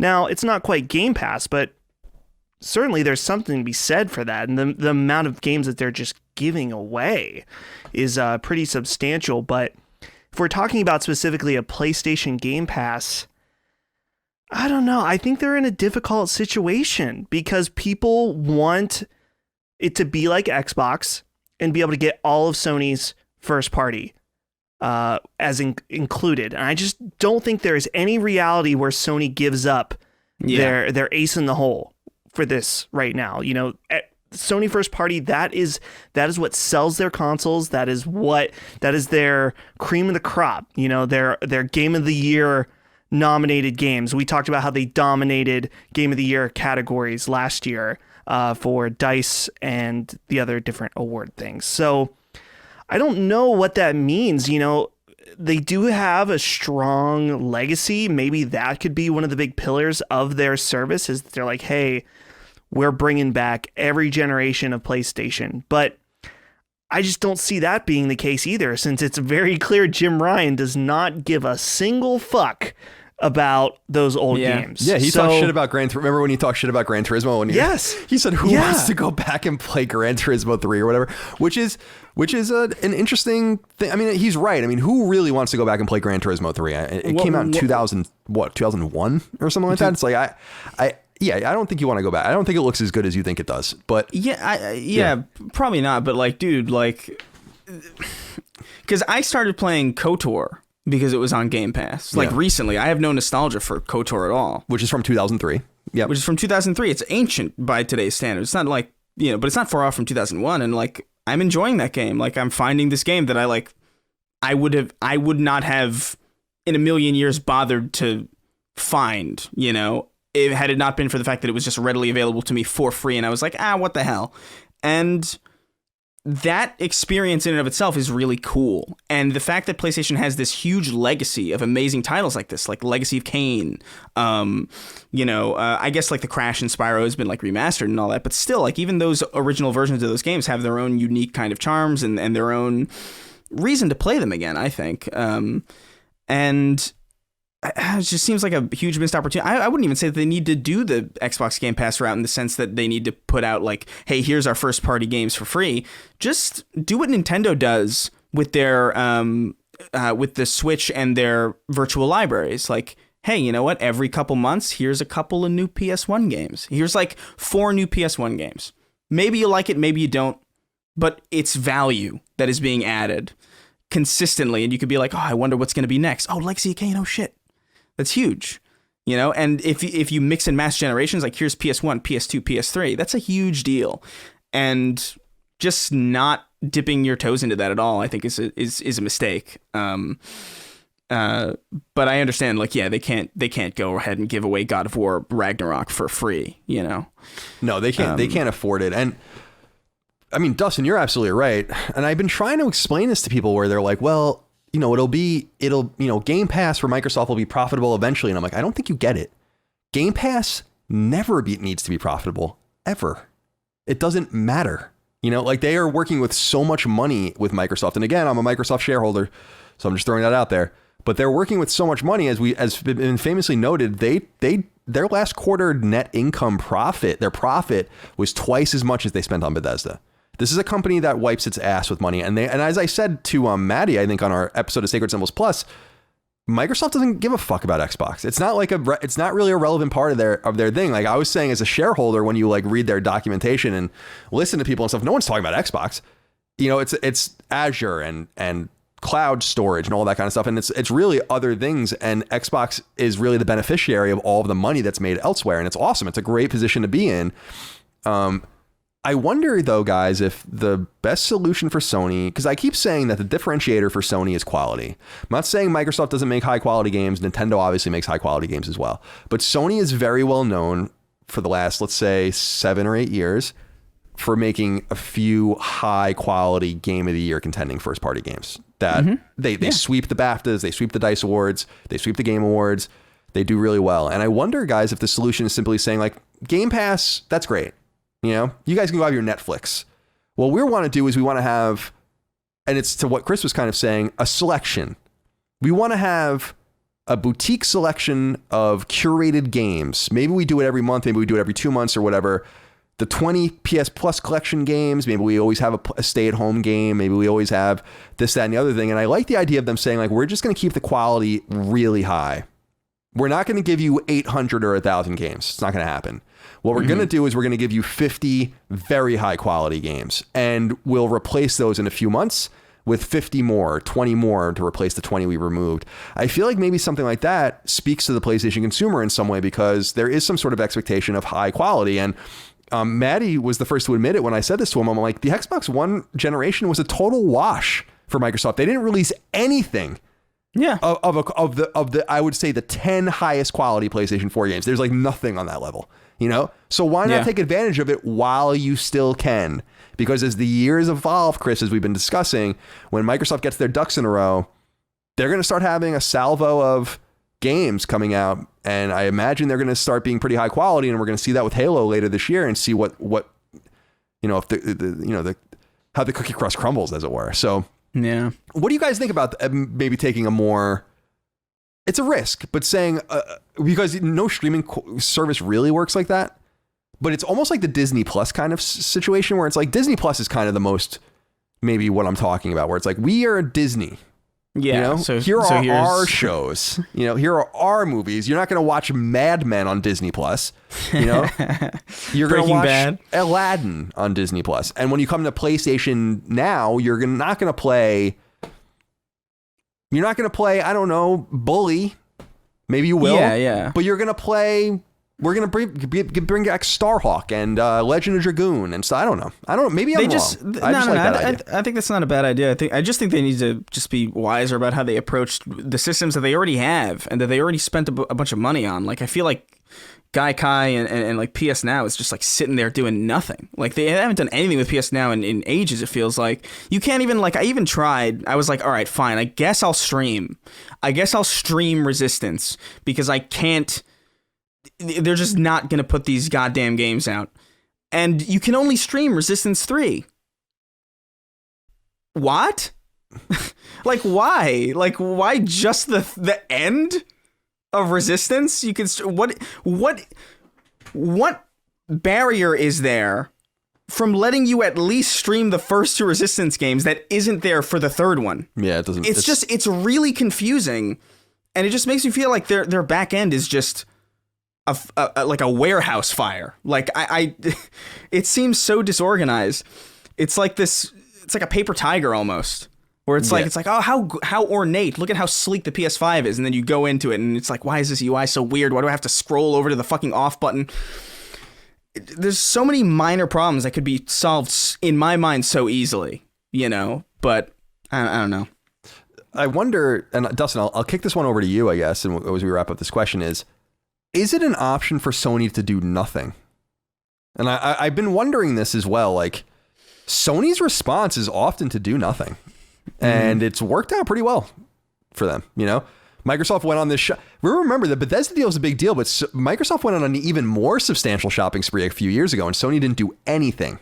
You know, we expected that they would have, when Obsidian and Ninja Theory and all these studios went, that they would have, you know, Playground and all these guys, they would have been a little nervous about it, but they only bought Insomniac, and they did that like a year and a half later, so clearly it was unrelated. And I'm not saying you shouldn't be making reactionary moves, but is it an option for Sony to just say, we're not doing anything? Because they are still in pole position, so I don't know how comfortable they are. I think it's definitely possible that they don't really need to do anything at all. I think right now in particular, they may be thinking like, yeah, who cares how many studios you buy? Because at the end of the day, we have God of War Ragnarok. We have these I think we talked about this last week, Colin, these industry-stopping games, like where everyone online comes together and plays this one game. It's the game that, like, the day it comes out, you look at your friends list and everyone is playing it at the same time. So I'm in one sense like, yeah, that's kind of maybe where their mindset is, but it's a risky place to be in, because as Colin, as you said, the fruit of the Microsoft purchases are going to come eventually, and we may be looking at a new era where we do see multiple Microsoft first-party studios putting out games that are Game of the Year contenders, or maybe not. We've seen how they managed their studios last generation. Now, part of that was under different leadership with Don Matrix. I guess he was kind of gone towards the beginning. Yeah, so but to your point, that he set that in motion. I mean, I think Phil Spencer. I think finally the last couple of years is when Phil Spencer is no longer responsible for Don Matrick anymore. Right now, it's his boat. His ship. So just to quickly finish my thought here is just that if they do nothing for too long, then they may find themselves in a much heavier competition. So they got to play their cards right. Yeah. It's a very interesting situation. The one thing that I wanted to say that I think is maybe lost on some people that I've been thinking about a lot recently was Sony and Microsoft are probably more privy to how each other is doing through publishers and through their partners. Remember how I used to kid around on this on Beyond and PS I Love You all the time. We always figured out how PS3 was selling and then later Xbox One by Electronic Arts, always saying there are 150 million next gen consoles. And then it's like, all right, just do the math. We just got the numbers for PS3. We just got the numbers for Xbox. Everyone's a little more stringent about that, but certainly their publishing partners must know who's doing what and how it's all reacting. And I imagine it's really hard to keep those things siloed off from each other. So you would imagine like Sony probably knows if it's working for Microsoft or not. And Microsoft probably knows what's working and not working for Sony and how each other's games are doing internally and who's downloading what and what's selling. So I'm also interested in that, which is unknowable for us, but certainly within the chemistry of what they're trying to deal with now. All right. Woodrow Douglas wrote into us. Said, hello, obligatory nicknames. Have you ever burned out on a game very close to the end? I'm playing through the first Kingdom Hearts. I know it's been in my backlog for 19 years, and I'm about an hour away from finishing it, and I feel like I just can't bring myself to do it. There are just better games to play.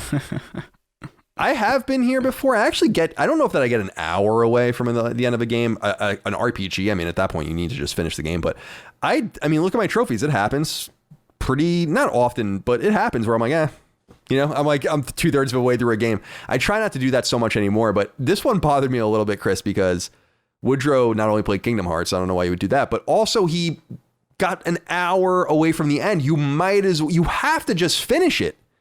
At that point, just do it.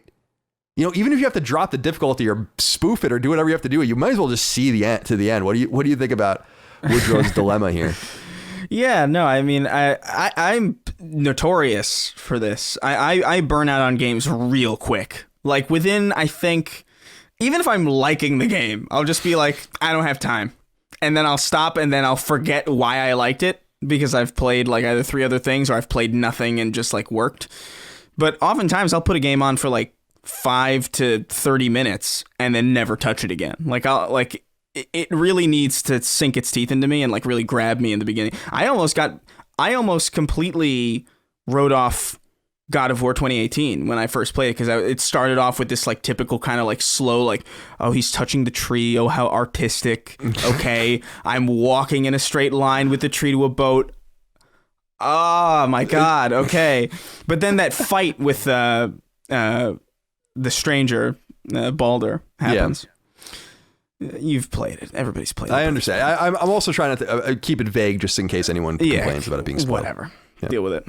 But, and at that moment I was like, that's awesome. This is crazy cool. Like, I'm all about it. And that's what something needs to give me a reason to see it through in the beginning. Because if I don't feel something real quick, then I'm like, this is a video game. I'm not going to be done with it in 2 hours. This is going to be like at least like 10 to 15 hours of my life. I'm not going to waste it doing something that I don't feel is like particularly satisfying.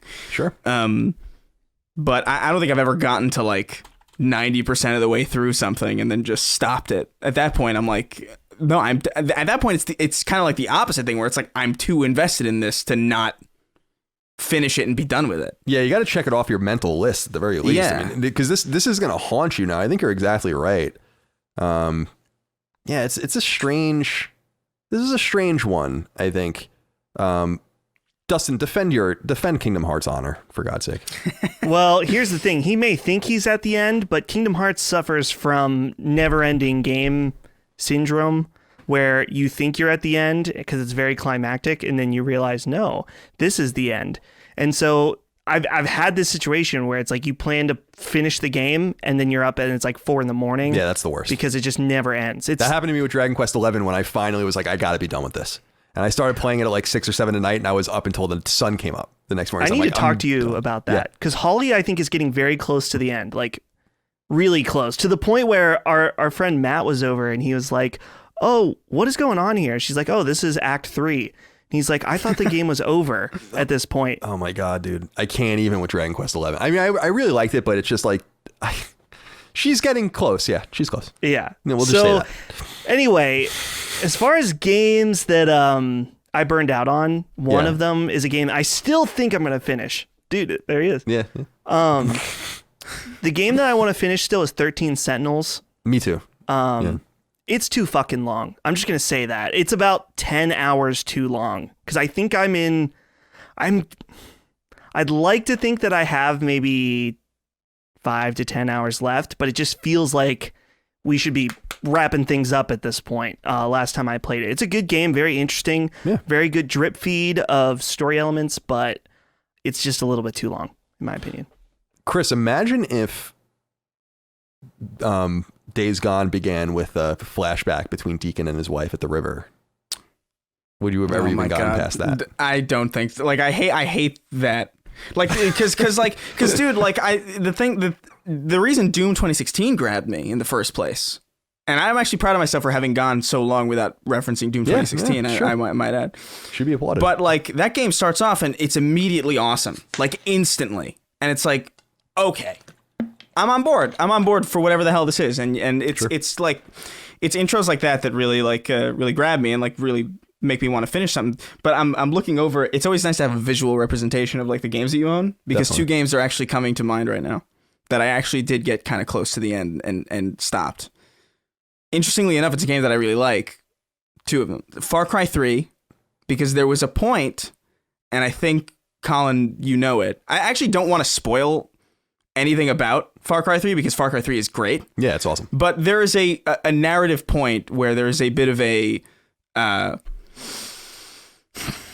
dream sequence. Yeah, I know exactly what you mean. And I remember being like, nah, I don't like it. And I stopped it. I was like, the game's over for me. I'm happy with where I was. Sure. And the other one was Dante's Inferno, which I think I got like 70% of the way through. Yeah.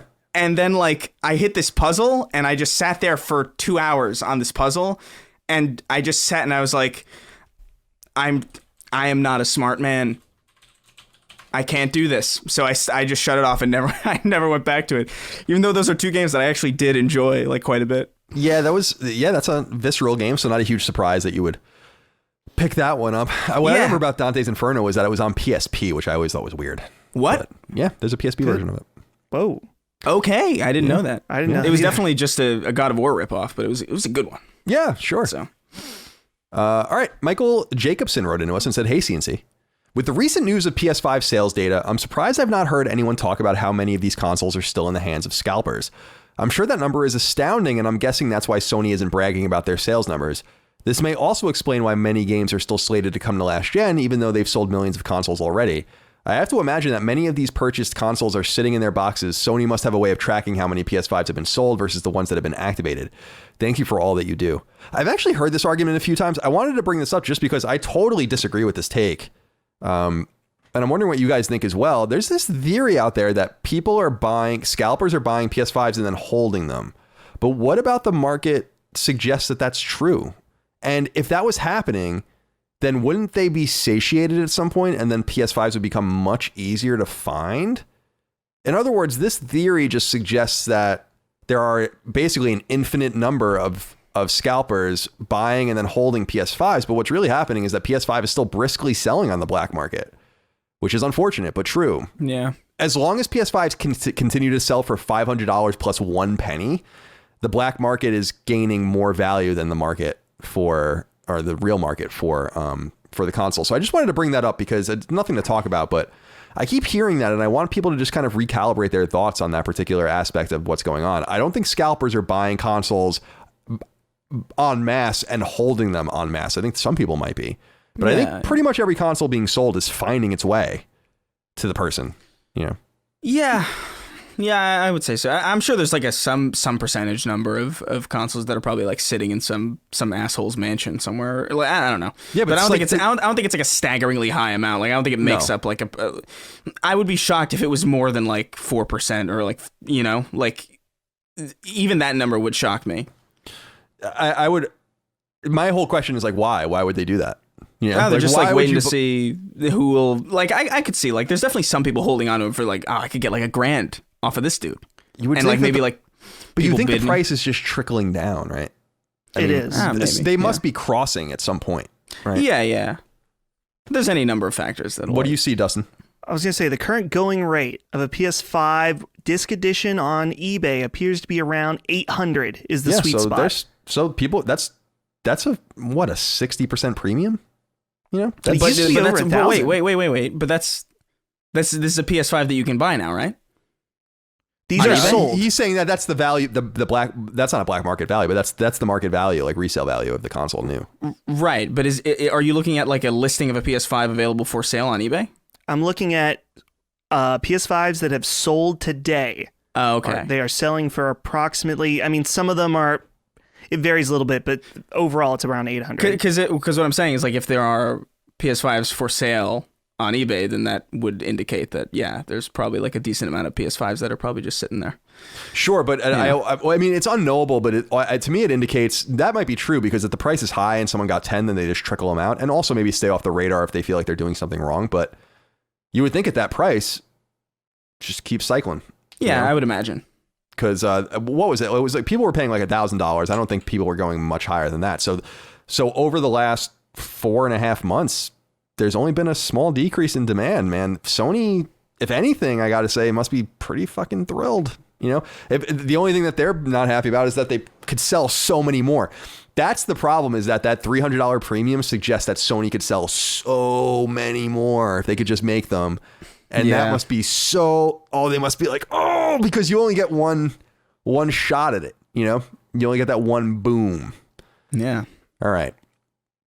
We talked about this a little bit before, but let's dive a little bit deeper into this. Matthew Armelli wrote into us and said, "Hey, Colin, with Outriders launching day one to Xbox Game Pass and coming in hot at $60 on PS5 and PS4, do you think we'll see a sales disaster on Sony's side? Seems like this title would be a good test run for your idea of Bethesda games on Game Pass and $70 on PlayStation. Obviously not an apples to apples comparison, and your idea may have already been dispelled, but I'll be interested to see the sales figures nonetheless. Thoughts? Keep the days. You need them more. Oh, and hello to you as well, Chris, and maybe Dustin." So he acknowledges you guys as well. We talked a little bit about this. Outriders, the new People Can Fly and Square Enix shooter, is going to be free on Game Pass.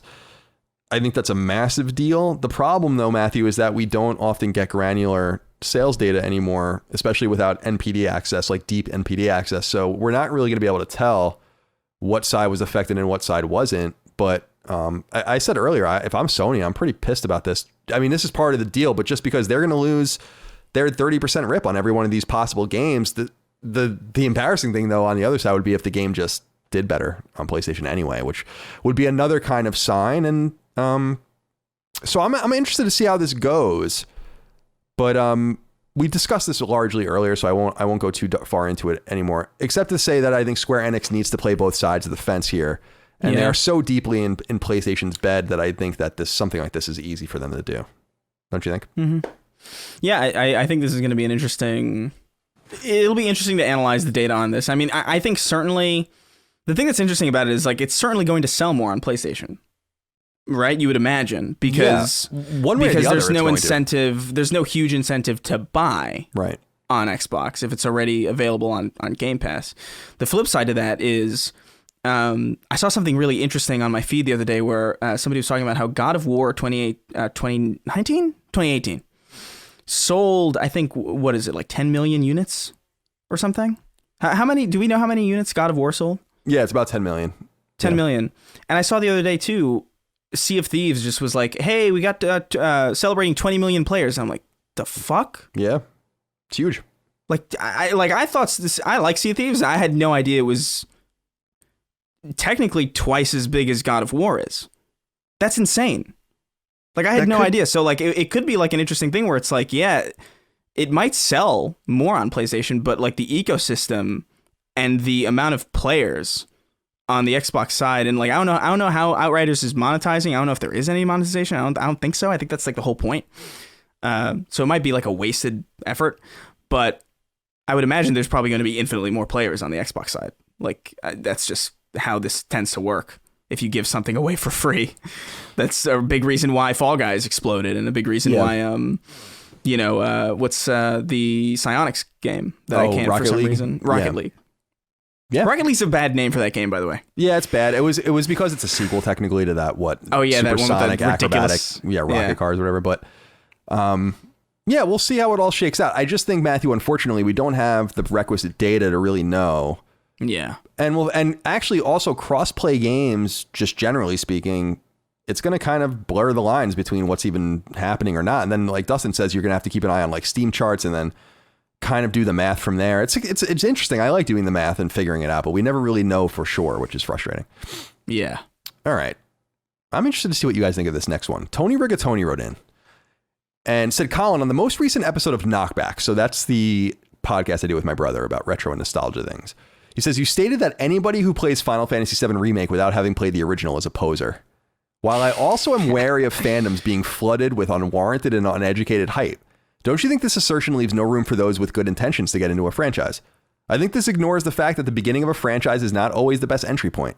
As a new player of the Persona franchise, for example, I was told that Persona 4 Golden was the best starting point. I'm loving it so far, but does that make me a poser, Persona fan?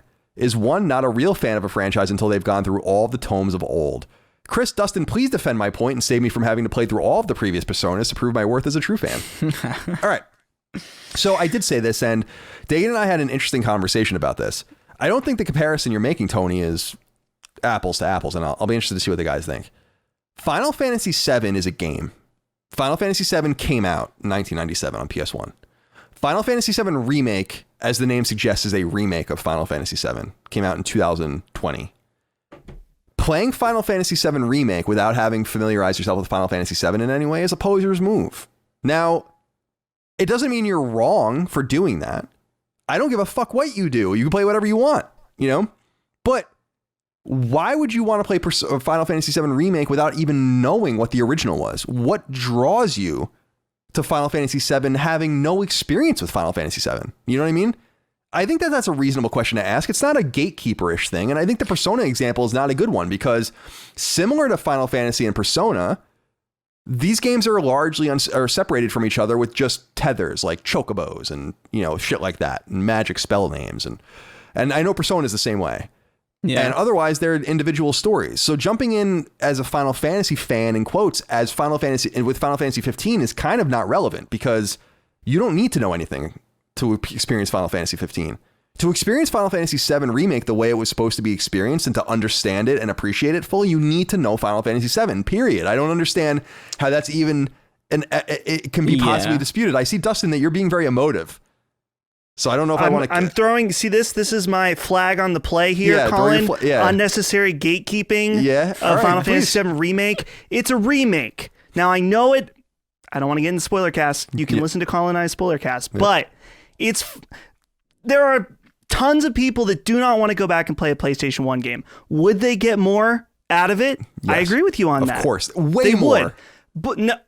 I don't know. More. I just think if you want to play it, if you want to just play the remake, I have no problem with that. You should do it. There is no reason to feel bad about it.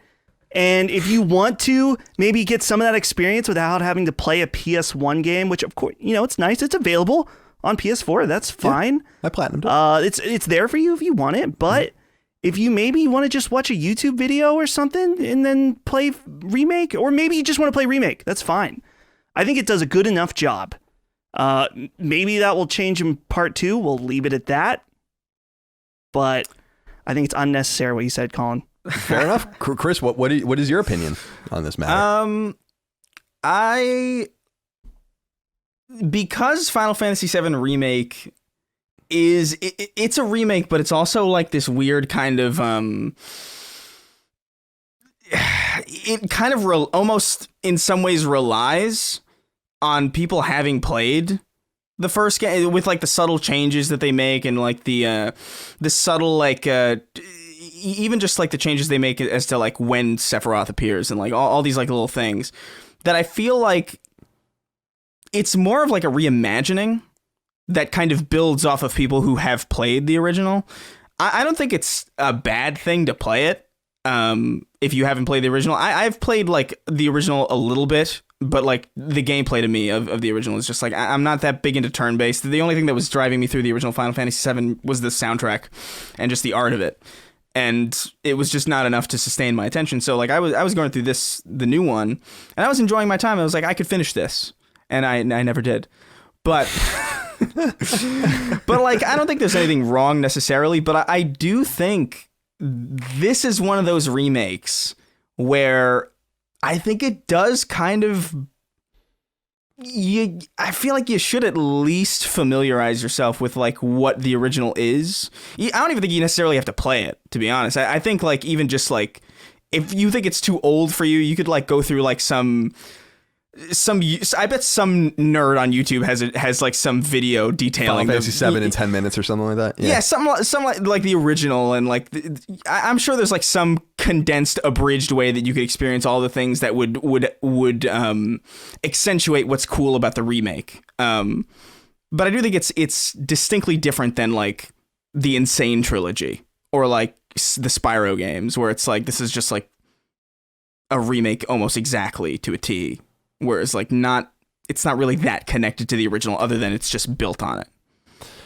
Yeah, I mean, I think I understand that argument because Final Fantasy VII Remake takes all of these different elements from, and the it's also a very different game than the original. It is. I was going to say there's a pretty good chance that like somebody who, I mean, I'm proof of that. Somebody who like I just didn't really like the gameplay systems of the original Final Fantasy VII, but I really do like the remake.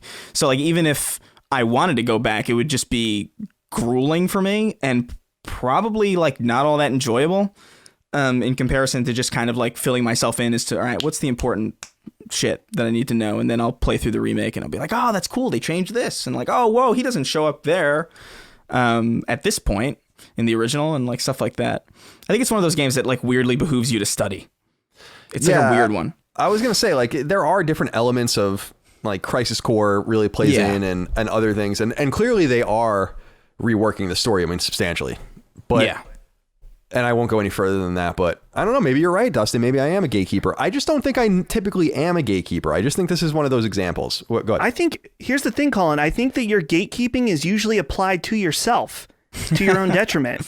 Because I've heard you say, first of all, actually, specifically with Yakuza, you said you had no business playing Yakuza Like a Dragon because you know nothing about Yakuza, which I think is ridiculous. You said you have no business playing Persona 5 because you never played, well, at the time when it came out, you had no business. I think that's ridiculous.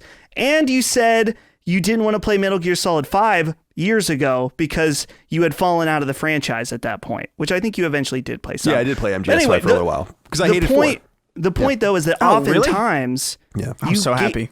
You gatekeep yourself out of things. And I just think, I mean, I'm not going to tell you how to live your life, but I just think that a lot of times you may miss out on something because you feel like you're going to be a poser. And that to your mindset, you're like, I'm a poser if I don't do X, Y, Z. And I don't think you should feel that way. Be free. Do what feels good. I hear you. I am a self-gatekeeper, which I think kind of gives me some credibility because I'm not only foisting it on others, but actually hurting myself actively by keeping a very consistent line of things. But it is, to me, I hear you guys. I think you're right. It's just like, I like to pay proper homage in some way, or not even that, but to have some sort of proper context, right? Like, I'm going to be really mad.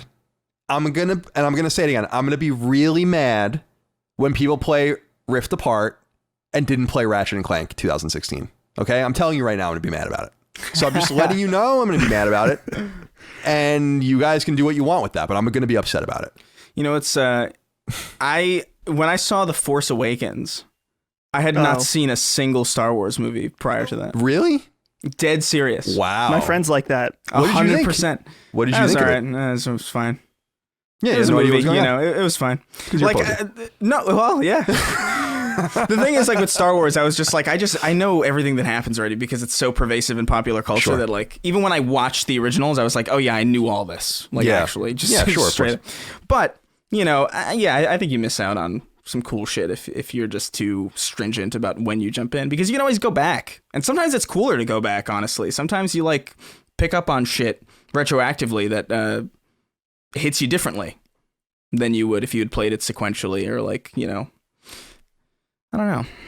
It's a fun way to do it sometimes. All right. Well, I guess I'm just a curmudgeonly old man, but we all knew that. final inquiry comes from Seth Bain. Says, hey, CNC, D's here too. I've noticed the gameplay time feature on PS5 has been enticing me to stick with games for longer periods of time and explore more within those games. I love seeing that number go up, much like I enjoy watching my trophy percentages go up. I'm aware the times are not entirely accurate, but in my experience, they've been accurate enough to suffice. Similarly, I've noticed some PS4 games, namely Saints Row the Third Remastered, don't document your playtimes at all. What the fuck's up with that? It's actually making me consider giving up on the game. God, you said so. Thank you for fucking the chicken so we don't have to. I wanted to read this because you're sounding like me with trophies, Seth, and I wanted to make sure that you know that you're going down that path. I had no idea, guys, that this new feature could potentially be a trophy-like addiction for people, and it's kind of clever in that way. But like with trophies, they're not counting everything the right way. So, because I agree with you, like that, weren't we talking about a game where I said I played like 500 hours in it? It's because I just have it paused all the time. Like that's not going to do the trick for me. Yeah. So have you guys been playing around with this at all? This feature, it's kind of cool. Yeah. It tracks, by the way, PS4 and Vita stuff, I think, too, or PS4 at least. And yeah, it tracks PS4 and PS5 separately, which kind of bugs me a little bit because like I play Destiny 2 a lot, and on PC I have like I think 109 hours. But like on PS4, it's like a ridiculous. Because I remember checking what's my Destiny 2 playtime? It was like 15 hours. I was like, what? Like I thought like I was having like a psychotic break, and it was like, oh no, it's just the PS5 version, and the PS4 version was like something like 60, like some crazy number, and I was like, okay, that makes sense. But it's a little like I don't know, like I wish I could choose. If a game is the same and they're just two different versions, I wish I could choose to like consolidate them because I don't really see that much of a reason to separate games like that specifically. Me too. Same thing with trophies too. Like, yeah, they're starting to like the upgrades for everything, like Avengers and everything. Like they're giving you a whole new trophy list, which I think for most people is great. But for me, I find that a little like with Spider-Man. When Spider-Man came out on PS5, I refused to do the save transfer because I don't want the trophies. You know, because I have art as we have now established. I have incredibly arbitrary rules in my life that I hold myself to. Dustin, have you been keeping an eye on this game time tracker? No, I actually forget that it exists most of the time. Yeah, that seems like something you would do. And I don't mean that as an insult, but because you don't really give a shit about the meta game, which I appreciate. I mean, I do care about it. I just don't like that it's being inaccurately counted. That's what's bothering me. I feel free. I feel freer in my gaming life than ever before now that I've let go. And so every once in a while, though, as you guys may remember, I got that Sekiro Platinum. Yeah, which is that's a legitimate one. You've never seen a gamer so free as you right now. I try. I'm trying to be free. He's the freest. All right. Yeah. Boys, that's all we have for this episode of Sacred Symbols. Thank you for your time. Hope you had a nice time. Now, Chris, I know your movies are coming, so good luck with all of that. I hope everything. Yeah. It would be a real shame if they, for instance, brought you the wrong things. Someone else's things. You know, it's based on the conversation I had. It seems not even all that implausible. Yeah. So. Well, Godspeed to you. Dustin, best of luck to you as well. Thank you so much for your hard work. Of course, the executive producer of all of our programming. So thank you so much. And thank you all out there for your love, kindness, and support of our show. If you listen on free feeds, please consider leaving us nice reviews on iTunes and elsewhere. It helps us algorithmically. Thumb us up on YouTube and leave a comment there. That also helps us. And of course, the biggest help you can do is to join us on Patreon at patreon.com/laststandmedia. So without further ado, I will bid you adieu. See you next time. Goodbye. See ya. Take care, guys. Sacred Symbols, a PlayStation podcast, is a product and trademark of Last Stand Media and Colin's Last Stand LLC, and is recorded from Central Virginia and Burbank, California, USA. The show was conceived by, is written by, and is produced by me, Colin Moriarty. My co-host is Chris Raygun Maldonado.